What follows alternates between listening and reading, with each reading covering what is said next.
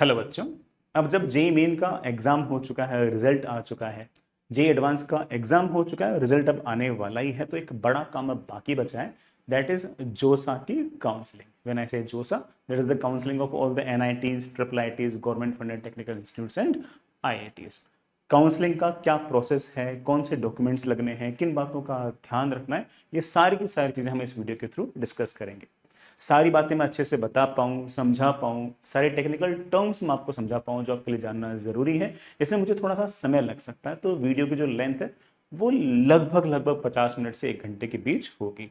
तो आप कोशिश कीजिए कि आप सारा का सारा वीडियो एक घूम में देख भी लें, और अगर आपको कोई पॉइंट अगर लिखने हो तो आप साइड में नोट्स भी लगातार बनाते रहें। जो पेरेंट्स अपने बच्चों की काउंसलिंग में हेल्प करने वाले हैं जोसा के अंदर, वो पेरेंट्स भी इस पूरे पूरे वीडियो को आराम से, इत्मीनान से, अच्छे से देख लें, समझ लें। फिर भी अगर आपके मन में कोई शंका हो, कोई ऐसा पॉइंट हो जो आपको लगता है कि सर ने नहीं बताया, तो आप कमेंट बॉक्स में लिखेगा। I will try to reply as soon as possible. But इस बात का ध्यान रखिएगा कि 99% चांस इस बात के हैं कि जो भी सवाल आप पूछेंगे उसका आंसर मैं इस वीडियो के अंदर पहले से ही दे चुका हूँगा। तो अगर मान लो कि आंसर पहले से वीडियो में होगा तो ऑफकोर्स मैं उसका रिप्लाई नहीं करूंगा, लेकिन अगर कोई और टेक्निकल बात हुई तो I will try to reply. साथ ही एक बात और कि ना, काफी सारे बच्चों को मन में ये डाउट होता है, सर ये कॉलेज लूं या ये कॉलेज लूं, ये ब्रांच लूं या ये ब्रांच लूं। तो यार ये वाले सवालों की रिप्लाई मतलब मेरे से तो आप एक्सपेक्ट ना करें, क्योंकि इसमें बच्चे की जो पर्सनल चॉइस है वो ज़्यादा इंपॉर्टेंट होती है कि उसे क्या चीज़ पसंद है, और हर बच्चे का हिसाब बेटा अलग अलग होता है। मैं तो एक जनरल आंसर दे सकता हूँ, बच्चे के हिसाब का आंसर तो कैसे दे पाऊंगा। तो ऐसे ना इस तरह के सवालों का रिप्लाई मुझसे उम्मीद ना करें। हाँ, आप अगर आपस में एक दूसरे बच्चों से अगर पूछना चाहो तो आप कमेंट बॉक्स में ऐसी बातें कर सकते हैं, उसमें कोई दिक्कत नहीं है। ठीक है, तो चलिए सबसे पहले बेटा एक थोड़ा सा टाइमलाइन देख लेते हैं। 9 जून 2024 को बेटा इसका अपना जेई का जो एडवांस का रिजल्ट है वो दोपहर में या दिन में 10 बजे के आसपास आने की उम्मीद है। ऑल्दो लास्ट ईयर थोड़ा सा लेट हुआ था ना, कोई फ्यू आवर्स लेट था, तो इस साल भी फ्यू आवर्स तो लेट हो ही सकता है। अगले दिन मतलब 10 जून को बड़ा काउंसलिंग जो है वो जोसा की वेबसाइट पे आपकी काउंसलिंग स्टार्ट हो जाएगी, और ये उसकी टाइमलाइंस है। टाइमलाइंस पर मैं एक बार लास्ट में वापस आऊंगा। फिर भी अगर आप टाइमलाइंस अगर आप देखना चाहो तो देख सकते हो, आपको जोसा की वेबसाइट पर भी मिल जाएंगे। ये बड़ा आपकी टाइमलाइंस है, किस दिन को क्या क्या होगा, लेकिन सारा सारा प्रोसेस मैं आपको आराम से अच्छे से समझाता हूँ।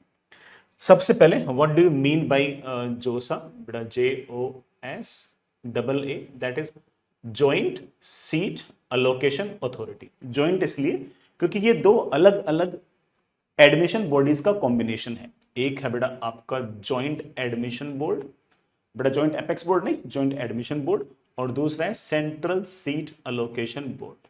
ये जो जॉइंट एडमिशन बोर्ड है ये आईआईटीज में एडमिशंस को देखता है, और सेंट्रल सीट अलोकेशन बोर्ड जो है ये सारे के सारे एनआईटी प्लस सिस्टम जो है उनमें एडमिशंस देखता है। एनआईटी प्लस अगर कहीं पर भी किसी भी रूल में कहीं भी लिखा हो तो उसका मतलब है NIT plus triple IT plus other government funded technical institutes. ठीक है, इन सबको हम एनआईटी प्लस बोलते हैं। पहले जैब की और सीएसएबी की काउंसलिंग अलग अलग हुआ करती थी, लेकिन मोस्टली बच्चे जो खास तौर से टॉपर बच्चे थे वो दोनों ही जगह सीट पकड़ के बैठ जाया करते थे। तो होता क्या था कि ऐसे केस में वो सीट ना यहाँ छोड़ता ना यहाँ छोड़ता, और इस केस में क्या था कि बहुत सारे राउंड्स लगातार चलते रहते थे। तो इस चक्कर में फिर काउंसलिंग को बड़ा एक साथ किया गया और चीजें काफी स्ट्रीमलाइन ईजी हो गई। ये सीएसएबी वर्ड थोड़ा ज्यादा इंपॉर्टेंट है, इसलिए मैंने इस बात को समझाया कि ऐसा क्यों है। जिन बच्चों ने जेई एडवांस का एग्जाम दिया है और अगर वो आईआईटी जेई एडवांस अंदर क्वालिफाई होते हैं तो बेटा उससे आईआईटीज में एडमिशन मिलता है। जेई मेन का जो एग्जाम है उसमें जो पेपर आप लोगों ने दिया है, मोस्टली बच्चों ने दिया है, उससे जितने भी एनआईटीज हैं, आईआईएसटी है, ट्रिपल आईटीज हैं और बाकी गवर्नमेंट फंडेड टेक्निकल इंस्टीट्यूट्स हैं, उनके अंदर बीटेक के जो प्रोग्राम्स हैं उनमें एडमिशन होता है। इसी तरह से जेई मेन का एक एग्जाम और था, जैसे हम बैचलर ऑफ आर्किटेक्चर का एग्जाम या फिर बड़ा बैचलर ऑफ डिजाइनिंग वगैरह पेपर बोलते हैं, और या फिर बैचलर ऑफ प्लानिंग का एग्जाम बोलते हैं, वो भी पेपर हो सकता है कुछ बच्चों ने दिया हो। इन बच्चों का एडमिशन जो है वो school of planning and architecture के कुछ कॉलेज है उनके अंदर। तो जैसे मान लीजिए कि लेट्स से मैं अब इस बात को थोड़ा सा एक्सप्लेन करता हूं थोड़ा सा। जैसे मान लीजिए कि कोई बच्चा ऐसा है जिसने सिर्फ और सिर्फ जेई मेन में सिर्फ ये जो कन्वेंशनल पेपर है यही दिया है, तो जब चॉइसेस उसके पास जोसा में ओपन होगी रजिस्टर करने के बाद, वो सिर्फ और सिर्फ एनआईटीज, ट्रिपल आईटीज और गवर्नमेंट फंडेड टेक्निकल इंस्टीट्यूट की ही ओपन होगी। ये जो प्लानिंग की और बी आर्क की जो ऑप्शन है वो उसके पास ओपन नहीं होंगे। लेकिन किसी बच्चे ने लेट्स से कि जेई मेन का एग्जाम दिया और जेई मेन के एग्जाम में पेपर 1 भी दिया और पेपर 2 भी दिया। ये पेपर 1 और पेपर 2 कौन से? ये बीटेक वाला और ये बैचलर ऑफ आर्किटेक्चर वाला। तो इसको सारे के सारे बीटेक वाले प्रोग्राम तो दिखेंगे दिखेंगे जो बाकी बाकी बच्चों को दिख रहे थे, इसे कुछ अलग कॉलेजेस भी दिखाई दे जैसे school of planning and architecture, ऐसे ऑप्शंस भी नजर आएंगे, उनको भी वो चाहे तो ऑप्ट कर सकता है, ऑल्दो ऐसे बच्चे काफी कम होंगे। ठीक है, कुछ बच्चे ऐसे होंगे जिन्होंने जेई मेन भी दे रखा होगा और एडवांस भी रखा होगा और एडवांस क्लियर भी कर रखा होगा, उनको सारे के सारे एनआईटीज भी ऑप्शन में नजर आएंगे, सारे के सारे ट्रिपल आईटीज भी ऑप्शन नजर आएंगे, सारे के सारे गवर्नमेंट फंडेड टेक्निकल इंस्टीट्यूट्स भी ऑप्शन में नजर आएंगे और साथ ही साथ उनको आईआईटीज के भी सारे के सारे ऑप्शन दिखाई देंगे। Fair enough. जिस किसी बच्चे ने जेई मेन का एग्जाम में बैचलर ऑफ आर्किटेक्चर का एग्जाम भी दे रखा है और आईआईटी एडवांस भी क्लियर कर रखा है और उसको इन सारे ऑप्शंस के साथ साथ again school of planning and architecture के बैचलर ऑफ आर्किटेक्चर वगैरह के ऑप्शंस भी नजर आएंगे। साथ ही साथ जिस दिन आईआईटी का रिजल्ट आएगा उसी दिन एक अलग से एग्जाम की नोटिफिकेशन आएगी जिसे हम बोलते हैं architecture aptitude test. Architecture aptitude test जो है ये आईआईटी केजीपी, आईआईटी रुड़की और आईआईटी बीएचयू के अंदर बैचलर ऑफ आर्किटेक्चर में एडमिशन के लिए एक एक्स्ट्रा एग्जाम है। मतलब इनमें एग्जाम के लिए आपकी आईआईटी जेईई एडवांस की रैंक तो काम आएगी आएगी, बट इस प्रोग्राम में सिर्फ और सिर्फ वही बच्चे अप्लाई कर पाएंगे जो एएटी का एग्जाम देंगे।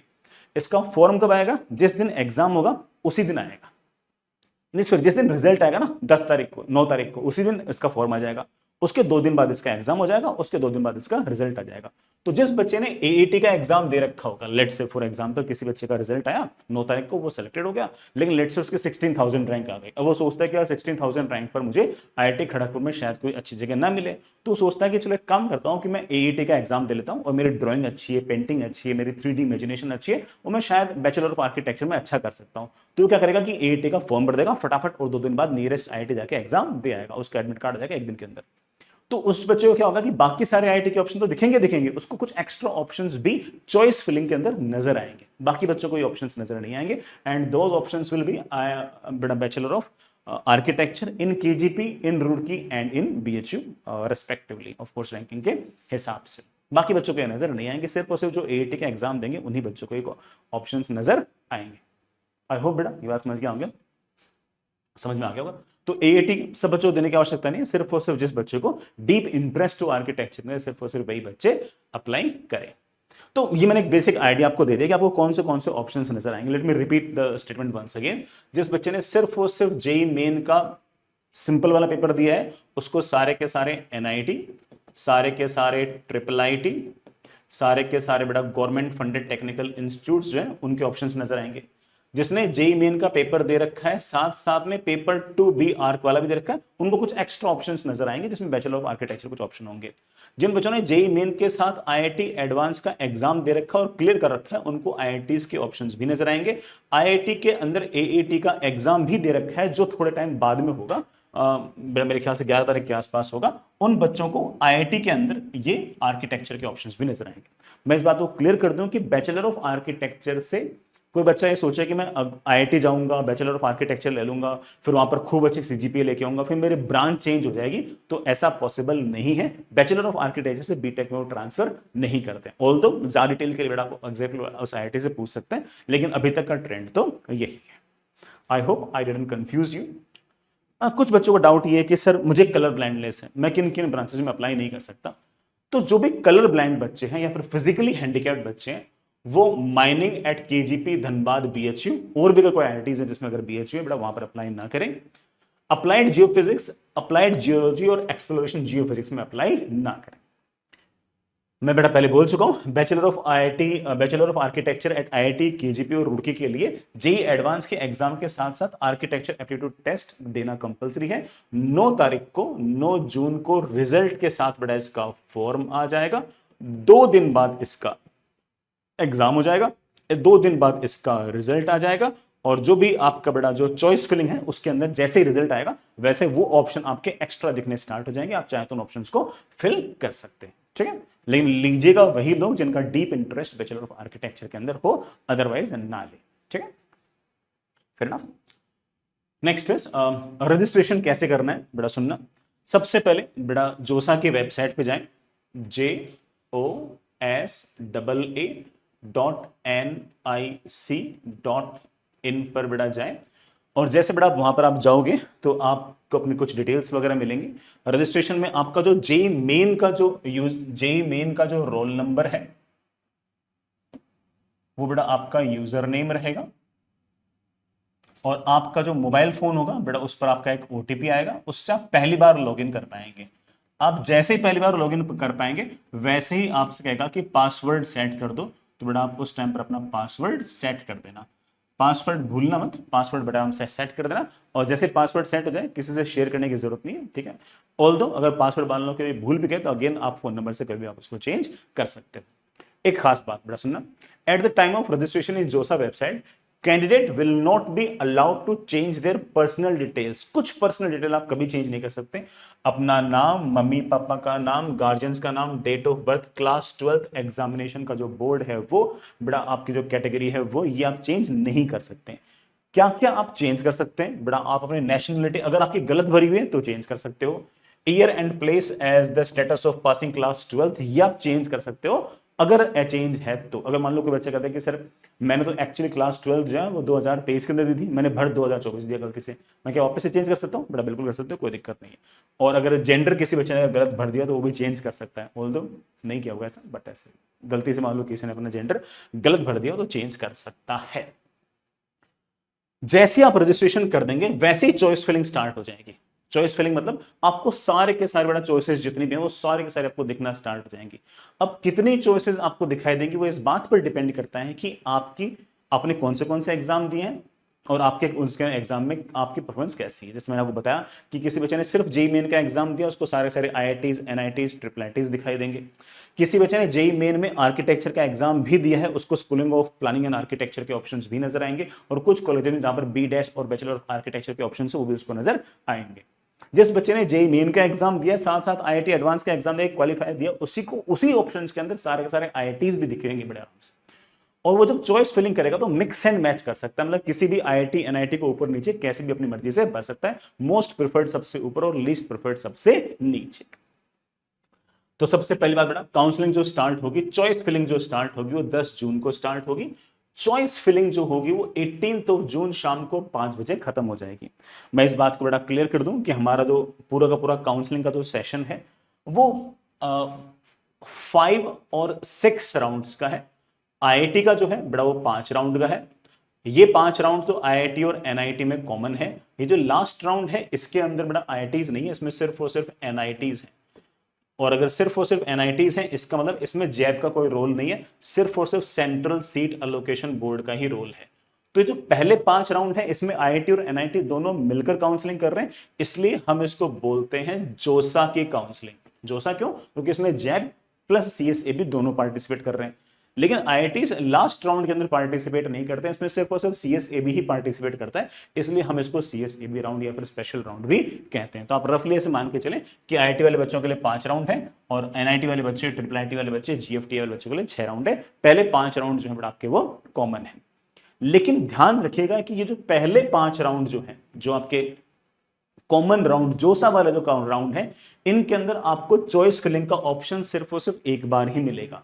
ऐसा नहीं कि आप हर राउंड के अंदर चॉइस फिलिंग कर रहे हैं, नहीं, आप हर राउंड में चॉइस फिलिंग नहीं करेंगे। Choice filling only once, choice filling सिर्फ और सिर्फ एक बार करनी है, और वो भी सिर्फ और सिर्फ बड़ा कब? राउंड 1 के अंदर। और उसकी भी टाइमिंग क्या है बड़ा? उसकी टाइमिंग है 10th जून से लेके 18th जून। हाँ, ये जरूर है कि किसी बच्चे को मान लो कि सीएसएबी राउंड 6ठे राउंड के अंदर अप्लाई करना हो तो 6ठे राउंड के लिए वापस से चॉइसेस फिल कराएंगे, लेकिन उसमें सिर्फ और सिर्फ उन्हीं सीट्स के लिए आपको ऑप्शंस मिलेंगे जिन सीट्स में जो सीट्स आप बचेंगी। मतलब 5 राउंड खत्म हो गई काउंसलिंग तो ऑफ कोर्स मोस्टली सीट्स तो ऑक्यूपाई हो चुकी है, जो सीट बचेगी उसके लिए 6ठे राउंड में वापस से एक बार काउंसलिंग होगी। तो जो बच्चा एनआईटी, ट्रिपल आईटी, जीएफटीआई में 6ठे राउंड के अंदर वापस से अप्लाई करना चाहता है तो उस टाइम पर उसको वापस से ऑप्शंस बढ़ने का मौका मिलेगा, लेकिन सिर्फ उन कॉलेजेस, उन ब्रांचेस के लिए जिनके अंदर सीट्स आपकी ओपन रही होगी। आप रफली ऐसा मान के चले कि आपको सिर्फ और सिर्फ एक ही बार चॉइस फिलिंग का ऑप्शन मिलेगा जोसा के अंदर, and that is only in round 1 and that is a timing from 10th to 18th जून।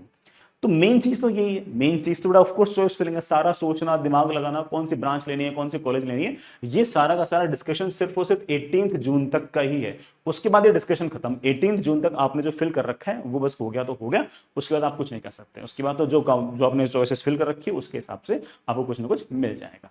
अब नाउ चॉइसेस कैसे फिल करनी है। सबसे पहली बात बेटा, डिसेंडिंग ऑर्डर के अंदर आपको मोस्ट प्रिफर्ड जो है वो सबसे ऊपर रखनी है, और जो लीस्ट प्रिफर्ड है वो आपको सबसे नीचे रखनी है। मतलब आपको जो कॉलेज, जो ब्रांच सबसे ज्यादा पसंद हो वो सबसे ऊपर रखनी है, और जो सबसे आपको कम पसंद हो वो सबसे नीचे भरनी है, और डिसेंडिंग ऑर्डर के अंदर भरनी है। सबसे ज्यादा अच्छी यहां पर, फिर उससे कम, फिर उससे कम, फिर उससे कम, फिर उससे कम, ऐसे आपको लगातार भरते रहना है। Fill as many as possible, fill as many as possible choices. बेटा जितनी चॉइसेस हो सके उतनी ज्यादा चॉइसेस फिल करें। मैं हर साल ऐसे बच्चों को देखता हूं जो कहते हैं कि सर मैंने तो सिर्फ और सिर्फ 10 चॉइस भरी थी लास्ट ईयर के हिसाब से, मैंने तो सर 11 चॉइस भरी नहीं और मुझे 10 में कुछ मिला ही नहीं। फिर वो रोता रहता है। अरे भाई कट ऑफ तो हल्की फुल्की लास्ट ईयर के मुकाबले ऊंची नीची होती है, तो इसलिए कम ऑप्शंस ना भरें, खूब सारे ऑप्शंस भरें। बस ध्यान रखें कि मोस्ट प्रिफर्ड सबसे ऊपर और लीस्ट प्रिफर्ड सबसे नीचे। ज्यादा ऑप्शंस बढ़ने से, ज्यादा चॉइसेस बढ़ने से कोई नुकसान नहीं है। कोई अगर ये सोचेगा कि सर मैं 5 ही चॉइस भरूंगा तो मुझे मिल जाएगी, मैं 50 भरूंगा तो नहीं मिलेगी, ऐसा नहीं होता। ठीक है, तो आपको जितनी भर सके उतनी भरें, है ना, कोई दिक्कत इसमें नहीं है। सबसे प्रिफर्ड सबसे ऊपर और सबसे लीस्ट प्रिफर्ड सबसे नीचे। इस चॉइस फिलिंग के अंदर किसी प्रकार के कोई पैसे नहीं लगते, ये फ्री ऑफ कॉस्ट। मैं फिर से बोल रहा हूं, चॉइस फिलिंग के कोई पैसे नहीं है। अगर आपको कोई सीट मिल जाती है तो वो सीट को बुक करना, उसको फाइनल करना, इवन बुक करना, उसमें पैसे लग सकते हैं, लेकिन चॉइस फिलिंग के किसी प्रकार कोई पैसे नहीं है। सीक्वेंस ऑफ फिलिंग में बता चुका बड़ा, मोस्ट प्रेफर्ड सबसे ऊपर और लीस्ट प्रेफर्ड सबसे नीचे। एक बात का ध्यान रखें कि शुरुआत में 10 तारीख को, 11 तारीख को पक्की बात है कि जो सर्वर रहेगा वो काफी ज्यादा हैंग होगा, इसलिए चॉइस फिलिंग जो है वो लेट नाइट को करें। ठीक है बेटा, लेट नाइट मतलब बेटा ऐसे मान के चलो कि रात को 12 बजे से लेके 2 बजे 3 बजे तक, है ना, बड़े आराम से तुम अगर चॉइस फिलिंग करोगे ज्यादा अच्छा रहेगा। जैसे जैसे चॉइसेस फिल करते जाए वैसे वैसे लगातार सेव करते जाए। मान लो कि आपने लेट से क्या ना 50 चॉइस फिल कर दी, ठीक है, तो अचानक से क्या होगा कि वो आपका जो बड़ा पोर्टल होगा अपने आप रिफ्रेश हो जाएगा और सारे से 50 चॉइस गायब हो जाएगी। 50 चॉइस फिल करने में हो सकता है कि आपको 1 घंटा लगाओ कि पहले इसको ऊपर रखूंगा, फिर इसको रखूंगा, फिर इसको रखूंगा, फिर इसको रखूंगा, और ऐसे रखते रखते रखते रखते आपने 1 घंटा लगाया और 1 घंटे बाद अचानक से रिफ्रेश हो और सारा खत्म।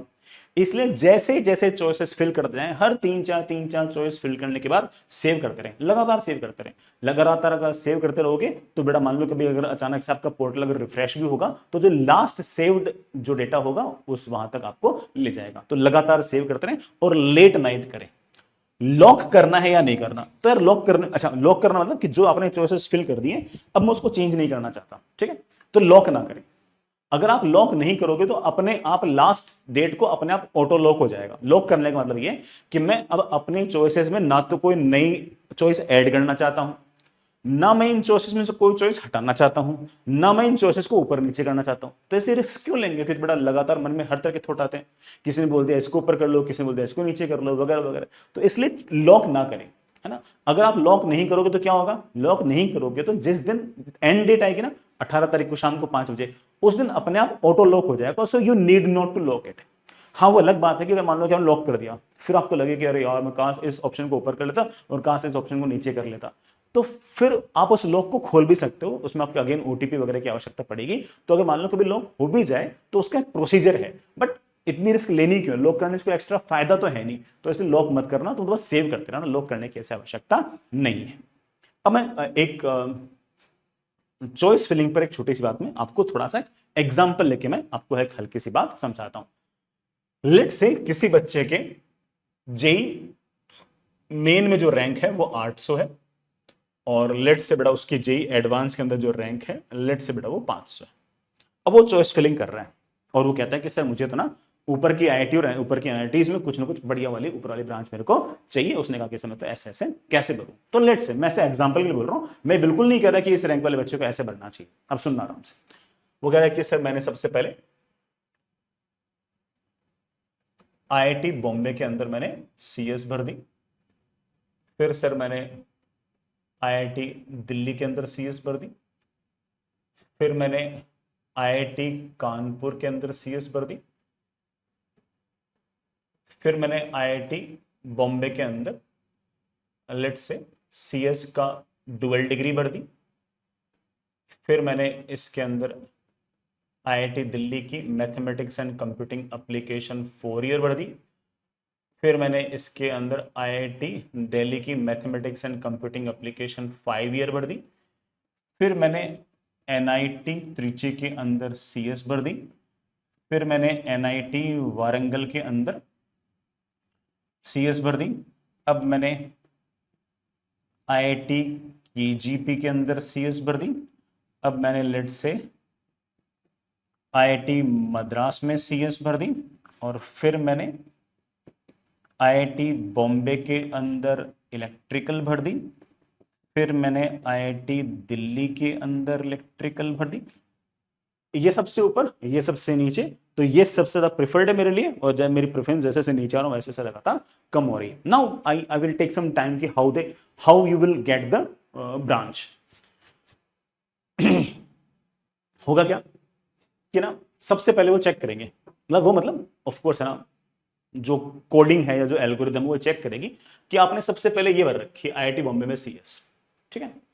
वो चेक करेंगे कि हाँ भाई आप अब आईआईटी बॉम्बे में सीएस आपने सबसे पहले भर रखी है, तो दे विल चेक दैट कि आईआईटी बॉम्बे में सीएस के लिए वो ये वाली रैंक चेक करेंगे। कौन सी? 500 रैंक चेक करेंगे। आपसे पहले वो 499 रैंक एडवांस के जो बच्चे हैं ना उनका चेक कर चुके हैं, मतलब एल्गोरिदम से चेक कर चुके हैं, कोडिंग से चेक कर चुके हैं। उन 499 एडवांस वाली जो रैंक जिन बच्चों की थी, उन्होंने अगर आईआईटी बॉम्बे में सीएस की सारी ब्रांचेस फिल कर दी है तो अब आपको आईआईटी बॉम्बे में सीएस नहीं मिलेगी। तो वो क्या करेगा, अब सेकंड ऑप्शन वो देखेगा कि सेकंड ऑप्शन क्या है। अब आईआईटी दिल्ली में सीएस, आईआईटी यही है आईआईटी, तो किसकी रैंक चलेगा, चेक करेगा, आईआईटी एडवांस की रैंक चेक करेगा। जैसे उसने आईआईटी एडवांस की रैंक चेक की, अगेन आपकी रैंक तो 500 भी है, आपसे ऊपर के जो रैंक 1 से लेके 499 है, पहले प्रेफरेंस उनको मिलेगी। उन लोगों ने अगर मान लीजिए कि आईआईटी दिल्ली में सारी सीएस की जितने भी सीट्स थी वो सारी उन्होंने भर दी, अब आपको आईआईटी दिल्ली में सीएस नहीं मिलेगी। आई एम एक्सप्लेनिंग इट, मैं नहीं कर रहा हूं नहीं मिलेगी, मैं एक्सप्लेन कर रहा हूं। अब वो चेक करेंगे आईआईटी कानपुर में, ऐसे लगातार चेक कर देंगे। मान लो कि आपको IIT Delhi mathematics and computing application 5 year यूं चेक करता है कि ये नहीं मिला, ये नहीं मिला, ये मिला, फिर आपको IIT Delhi mathematics and computing application 5 year आपने भर रखी है, ऊपर वाले कोई मिले नहीं, फिर आपने देखा। अब वो चेक करेंगे कि IIT Delhi mathematics and computing application 5 year ये बच्चा मांग रहा है, इसकी रैंक है 500, ये आईआईटी की रैंक है इसलिए एडवांस की रैंक चेक करो, आपकी 500 है। 1 से लेकर 499 तक जो बच्चे हैं उन्होंने अगर आईआईटी दिल्ली की मैथमेटिक्स एंड कंप्यूटिंग एप्लीकेशन के 5 ईयर की सारी सीट्स अगर फुल कर दी आपको ये नहीं मिलेगी, और अगर फुल नहीं किए तो आपको वहां जाके बिठा देंगे, सिंपल। तो आप जैसे चॉइसेस फिल करेंगे, पहले इसको चेक किया जाएगा, फिर इसको चेक किया जाएगा, फिर इसको चेक किया जाएगा, फिर इसको चेक किया जाएगा, फिर और जो जो आपने चेक की उसमें अगर कोई जगह खाली हो आपको फटाक से वहां फिट कर दिया जाएगा। लेकिन आपसे पहले किससे पूछेंगे, आपसे जिनसे बेटर रैंक है उनसे पूछेंगे। और अगर आईआईटी की सीट है तो आईआईटी एडवांस वाली रैंक से पूछेंगे, और जेई एनआईटी का अगर कोई ऑप्शन है तो ऑफकोर्स जेई मेन की रैंक से पूछेंगे। मान लो कि लेट्स से कि आईआईटी में मैथमेटिक्स एंड कंप्यूटिंग एप्लीकेशन नहीं मिली फॉर एग्जांपल, फिर अगला ऑप्शन चेक करेंगे कि इसको बच्चों को एनआईटी त्रिची में सीएस चाहिए, तो क्या करेंगे, अब अचानक से आपकी जेई मेन वाली रैंक चेक करेंगे और कहेंगे अच्छा इस बच्चे की 800 रैंक है, इसको एनआईटी त्रिची में सीएस चाहिए। तो क्या करेंगे, अब एक रैंक से लेकर 799 तक रैंक तक जितने बच्चे हैं उन्होंने अगर एनआईटी त्रिची में सारी सीएस की अगर सीट फिल कर दी तो आपको बोल देंगे नहीं भाई अगले ऑप्शन पे आओ, फिर आप अगले ऑप्शन में लगातार चलते जाओगे। तो ये तरीका है उनका रैंक बांटने का। तो इसका मतलब ये हो गया कि आपको अगर आईआईटी की रैंक है तो जेई एडवांस की रैंक से कंपेयर कर लेंगे, अगर एनआईटी ट्रिपल आईटी जीएफटी है तो जेई मेन की रैंक से कंपेयर कर लेंगे। आपसे पहले किससे पूछेंगे, आपसे पहले पूछेंगे आपसे बेटर रैंक वाले बच्चे से, और आपसे बेटर रैंक वाले बच्चों ने अगर वो वाली सीट अगर भर दी है तो आपको सीट नहीं मिलेगी, और अगर नहीं भरी है तो ऑफकोर्स आपको वाली जगह मिल जाएगी। परफेक्टली फाइन, इसमें कोई डाउट नहीं है। तो बिल्कुल ही, हालांकि मैंने सब कुछ एक्सप्लेन किसके लिए किया, जनरल के लिए किया, लेकिन ये सारे के सारे काम अलग अलग कैटेगरीज के लिए एग्जैक्टली ऐसे ऐसे होंगे, और जो कंपैरिजन होंगे वो उसी कैटेगरी के वाले बच्चों के बीच में होते रहेंगे रफली। Fair enough.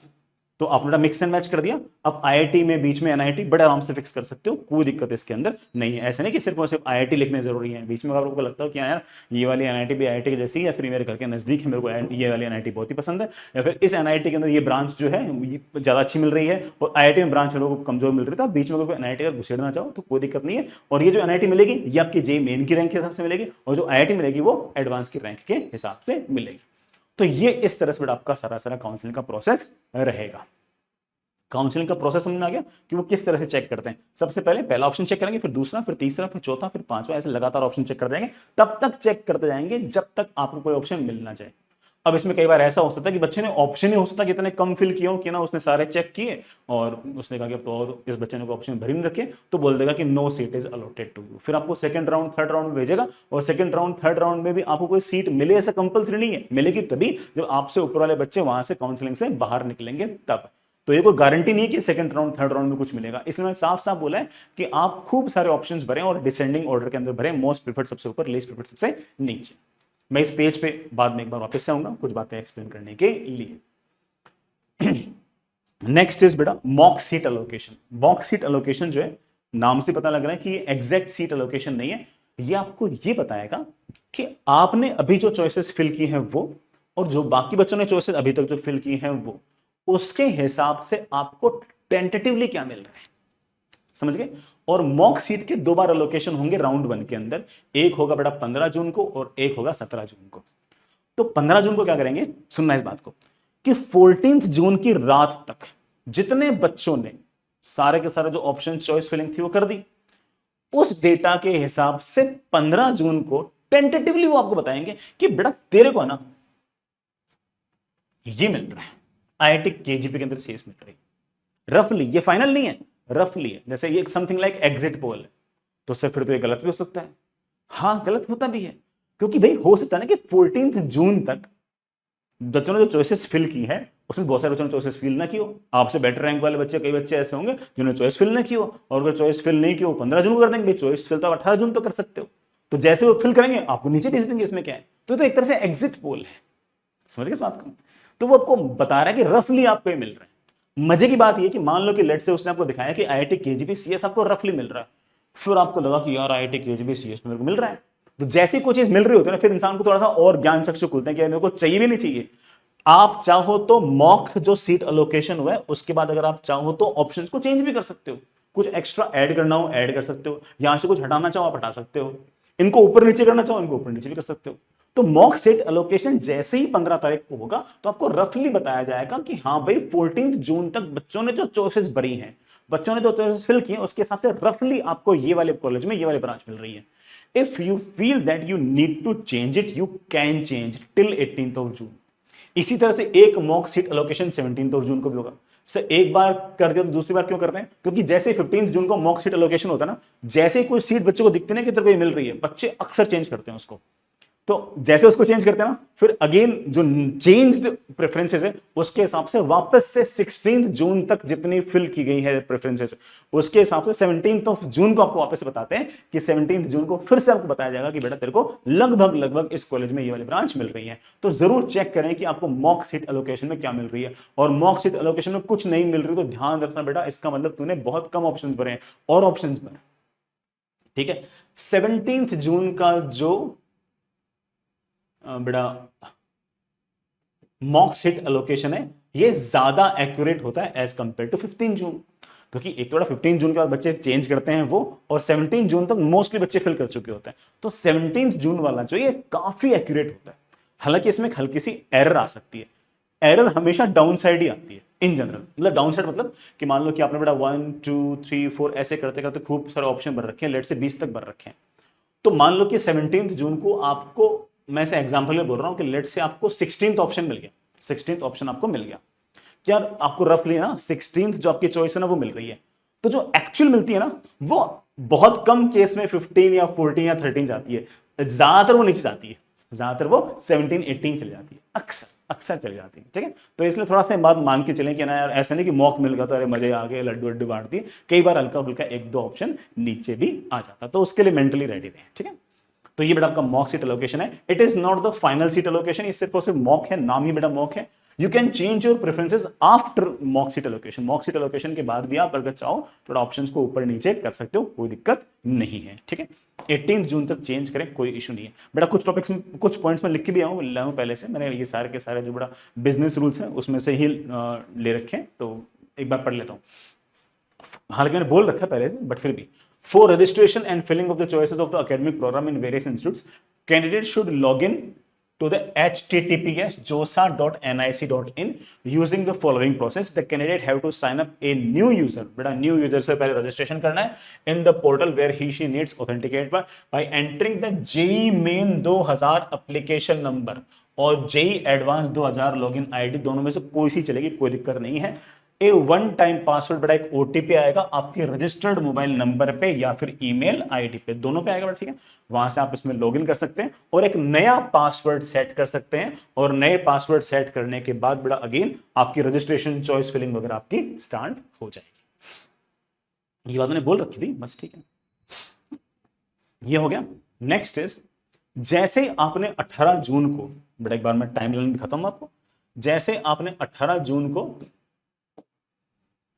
हाँ बेटा 18 जून को बेटा choice filling and academic program under JoSAA ends, आपने चॉइस फिलिंग जो है वो डन कर दी। अब आप अपने ऑप्शंस को ऊपर नीचे नहीं कर सकते चाहे कितने राउंड हो, ठीक है। फिर 19 जून तक बेटा जो भी बच्चों के चॉइसेस आए हैं उसको वो हल्का फुल्का अपने एंड पे प्रोसेस करेंगे। ये 19 जून को जो काम है वो आपके लायक नहीं है। 20 जून को सीट अलोकेशन होगा राउंड 1 का। 20 जून को 10 बजे आपको बता दिया जाएगा कि आपको ये वाले कॉलेज में ये वाले ब्रांच मिल रही है, ठीक है। और 20 जून से स्टार्ट होगी, शाम से बेटा स्टार्ट होगी ऑनलाइन रिपोर्टिंग। ऑनलाइन रिपोर्ट में बेटा फीस का पेमेंट करना है, डॉक्यूमेंट्स अपलोड करने हैं, और कोई अगर उनकी क्वेरी जनरेट होती है तो उसका रेस्पॉन्स देना है। इसकी जो टाइमिंग है वो 20 से लेकर 24 जून के बीच में है। 20 से 24 जून के बीच में बेटा आपको ये सारे पेमेंट वगैरह करने हैं, सारे के सारे बेटा आपको ये काम निपटाने। क्या अर्थ है बेटा, अभी समझाता हूं एग्जैक्टली क्या करना है, सुनिएगा। हाँ, इसे बोलते हैं प्रोविजनल ऑफर ऑफ सीट। मतलब राउंड 1 में आपको 20 तारीख को, बेटा 20 तारीख की थी ना, 20 तारीख को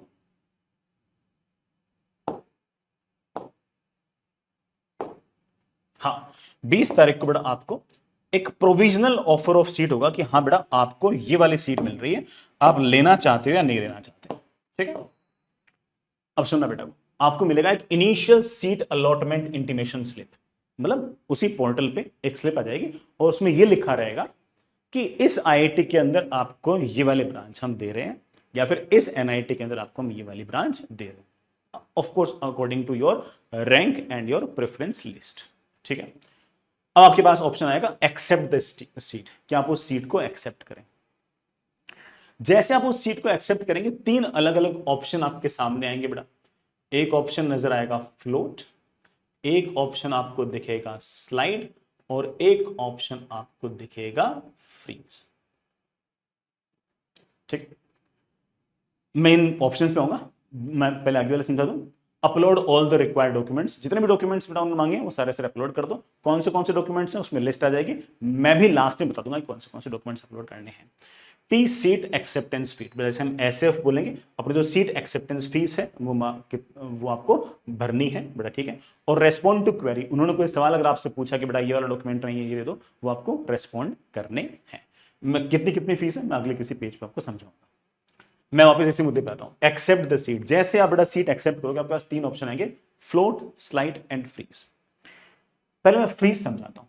फ्रीज का मतलब ये है कि उन्होंने आपको राउंड 1 के अंदर जो भी ऑप्शन दिया, आपको लग रहा है कि सर मुझे तो यही चाहिए, मेरे को तो यही ऑप्शन चाहिए, तो आपको कर देना है फ्रीज। बस मुझे किसी अगले राउंड के अंदर पार्टिसिपेट ही नहीं करना, यही फाइनल है। तो मान लो फॉर एग्जाम्पल कि आपको उन्होंने, ऐसे मैं कहने के लिए बोल रहा हूं कि आईआईटी दिल्ली के अंदर मैथमेटिक्स एंड कंप्यूटिंग एप्लीकेशन आपको 4 ईयर दी, 1 2 3 4 5, आपको 5th ऑप्शन दे दिया, लिखा हुआ 5th ऑप्शन आपके चॉइस के अंदर आईआईटी दिल्ली के अंदर mathematics and computing application 4 year मिल रहा है, what do you want to do. तो आप में से कोई बच्चा कहता है कि सर ये ज्यादा अच्छा है, मैं तो अगले राउंड के अंदर इनमें से कोई लेना ही नहीं चाहता, मैं तो सर यही लूंगा, तो आप उसी टाइम फ्रीज कर दें। फ्रीज मतलब I do not want to participate in the next rounds, और मैं तो अभी सब कुछ फाइनल करना चाहता हूं। फेयर एनफ, तो आप कर देंगे फ्रीज। ठीक है बेटा, फ्रीज मतलब आपने बेटा उसको फाइनल कर दिया है, आपने उसको डन कर दिया है, आप अब बस सारे डॉक्यूमेंट्स अपलोड कर दोगे, सीट एक्सेप्टेंस फीस दे दोगे, आपने सारे डॉक्यूमेंट दे दिए, फिर उन्होंने किसी डॉक्यूमेंट के लिए कहा कि बेटा ये क्वेरी है इसका रिप्लाई करो, तो बेटा क्वेरी से उसका रिप्लाई कर दोगे। अक्सर क्वेरी आती नहीं है, नहीं आने का मतलब हमारे डॉक्यूमेंट्स बिल्कुल बढ़िया, कोई दिक्कत नहीं है, आपने डन कर दिया। जैसे आपने फ्रीज कर दिया, नो नेक्स्ट राउंड, आपके लिए कोई नेक्स्ट राउंड है ही नहीं, आपका काम हो चुका है डन, बस कोई इशू नहीं। और जो डॉक्यूमेंट्स आपने ऑनलाइन जमा करा दिए वो काफी हैं, अब डॉक्यूमेंट फिजिकली देने आपको कहीं नहीं जाना। फिजिकल वेरिफिकेशन तभी होगा जब आप अपनी आईआईटी या एनआईटी जाएंगे। मतलब मान लो कि लेट से किसी बच्चे को आईआईटी दिल्ली के अंदर लेट से मैथमेटिक्स कंप्यूटर 4 मिल गया, तो उसका काम डन हो गया, उसने फ्रीज कर दिया, उसका काम खत्म। अब उसकी जो फिजिकल डॉक्यूमेंट वेरिफिकेशन होगी वो तभी होगी जब वो एडमिशन लेने के लिए आईआईटी दिल्ली जाएगा। Fair enough. नेक्स्ट ऑप्शन है फ्लोट। फ्लोट का मतलब ये है बेटा, फ्लोट का मतलब ये है कि मैं है ना अगले राउंड का वेट कर रहा हूं। मैं क्लियर कर दूं इस बात को कि चाहे फ्लोट हो चाहे स्लाइड हो, दोनों का ही मतलब ये है कि मैं नेक्स्ट राउंड के अंदर पार्टिसिपेट करना चाहता हूं। मतलब मैं आईआईटी दिल्ली के अंदर मैथमेटिक्स एंड कंप्यूटिंग एप्लीकेशन तो ले ही रहा हूं, लेकिन फिर भी मैं अपनी किस्मत को चेक करना चाहता हूं कि क्या मुझे ये 1 2 3 4 इन 4 ऑप्शन में से कोई ऑप्शन दे रहा है या नहीं दे रहा। तो फ्लोट और स्लाइड का मतलब यह है कि मैं सीट जो मिल रही है उसे ले रहा हूं, लेकिन अगर अगले राउंड के अंदर ऊपर से कोई जगह खाली होता तो प्लीज मुझे वहां शिफ्ट कर दो। तो मेरे शब्द को ढंग से सुनना, फ्लोट का मतलब और स्लाइड में इसका मतलब आपको एक ऑप्शन मिलता है ऊपर जाने का। तो सिर्फ दोनों में अंतर क्या है? फ्लोट का मतलब है कि मुझे ऊपर के एनी अदर अबो ऑप्शन, एनी अदर अब ऑप्शन जैसे ही खाली हो मुझसे बिना पूछे भेज दो। नीचे नहीं भेजेंगे, फ्लोट और स्लाइड में कभी भी नीचे नहीं भेजेंगे, हमेशा ऊपर ही भेजेंगे, ऊपर की चॉइसेस में ही भेजेंगे। लेकिन स्लाइड में क्या है कि only in the same college. ये बड़ा थोड़ा सा कंफ्यूजिंग है, तो ध्यान सुनना। स्लाइड के अंदर आपको सिर्फ उसे जो मिला है ना उसी के अंदर अगर कोई ऊपर ऑप्शन अच्छा हुआ या फिर अवेलेबल हुआ तो आपको वहां पर भेज सकते हैं नेक्स्ट राउंड्स के अंदर। Let me explain it once again. हाँ, मैं बेटा नंबरिंग लगा दूं, ये 1, ये 2, ये बेटा 3, ये 4, ये 5, ये 6, ये 7, ये 8, ये 9, ये 10, ये 11, ये 12। फॉर एग्जाम्पल किसी बच्चे को आईआईटी दिल्ली में इलेक्ट्रिकल मिल गई और वो आईआईटी दिल्ली की इलेक्ट्रिकल बिल्कुल हैप्पी है, उसे 12th ऑप्शन मिला कि यार तुम्हें तो आईआईटी दिल्ली में इलेक्ट मिली हुई है और वो नहीं चाहता राउंड 2 राउंड 3 में पार्टिसिपेट करना, तो क्या करेगा? फ्रीज कर देगा कि मुझे तो आईआईटी दिल्ली में इलेक्ट्रिकल चाहिए, उसका काम डन है, फीस उसने जमा कराई, सारे डॉक्यूमेंट्स अपलोड किए, कोई क्वेरी जनरेट हुई तो उसने उस क्वेरी का रिप्लाई कर दिया, वो उसका काम डन हो गया। लेकिन अगर वो बच्चा फ्लोट करता है तो फ्लोट करने के अंदर भी उसे फीस जमा करानी है, ध्यान रखना, अपने आप फीस जमा करानी है, सारे डॉक्यूमेंट्स अपलोड करने हैं, डॉक्यूमेंट्स में कोई क्वेरी जनरेट होगी तो उसका रिप्लाई करना है, सारे काम बाकी वैसे के वैसे हैं। फ्लोट का मतलब ये हो गया कि अगर आईआईटी दिल्ली के अंदर अगले राउंड के अंदर मुझे इलेक्ट्रिकल अगर मिल रही है तो मैं उसे एक्सेप्ट कर लूंगा, लेकिन अगर ऊपर कोई और ऑप्शन खाली तो प्लीज मुझे वहां शिफ्ट कर दो। और फ्लोट करने में उसे पहला, दूसरा, तीसरा, चौथा, पांचवा, छठा, सातवां, आठवां, नौवां, 10वां, 11वां, ये 11 तक जितने भी ऑप्शंस हैं उनमें कहीं पर जैसे ही नेक्स्ट राउंड में कोई सीट खाली हुई उस बच्चे को ऑटोमेटिकली शिफ्ट कर दिया जाएगा। उस बच्चे को बेटा क्या करेंगे? ऑटोमेटिकली शिफ्ट कर देंगे, पूछेंगे नहीं वापस कि बेटा तेरे को आईआईटी दिल्ली इलेक्ट्रिकल से मैं एनआईटी सीएस में शिफ्ट कर रहा हूं, बेटा प्लीज मान जा, ऐसे नहीं पूछेंगे, कोई पूछना नहीं। तूने ऊपर भरा इसलिए क्योंकि तू जानता है कि तू, तेरे मन में एनआईटी सीएस जो है, एनआईटी त्रिची सीएस जो, वो आईआईटी दिल्ली की सीएस से बेटर है तेरे मन में, इसलिए तूने इसके ऊपर भरा होगा। तेरे से वापस से क्या पूछेंगे? तूने तो भरा है, जब तूने भर ही दिया तो तेरे से वापस से नहीं पूछेंगे। अगर ऊपर कोई सीट खाली होगी, किसी भी ऑप्शन में अगर खाली होगी, तेरे को ऑटोमेटिकली बेटा वहां शिफ्ट कर देंगे। ऑफकोर्स तेरे रैंक के ऊपर डिपेंड करते हुए, तेरे से ऊपर किसी और बच्चे ने अगर चूज करके तो पहले उसको ऑप्शन मिलेगा, और मान ले कि तेरे ऊपर कोई रैंक का बच्चा है नहीं जो ऊपर जाना चाहता, तेरे को ऊपर शिफ्ट कर देंगे। तो ये हो गया फ्लॉट। स्लाइड का मतलब ये हुआ, स्लाइड का मतलब ये हुआ कि देखो सर मैंने भर तो दिए सारे के सारे ऐसे, लेकिन आईआईटी दिल्ली में इलेक्ट्रिकल देखने के बाद मेरा ऐसा मन कर गया कि मैं तो दिल्ली जाऊंगा, मैं तो आईआईटी दिल्ली ही जाऊंगा, मैं और किसी आईआईटी एनआईटी नहीं जाऊंगा। तो उस केस, लेकिन मेरा मन कर रहा है कि काश हल्का सा ऊपर हो जाऊं।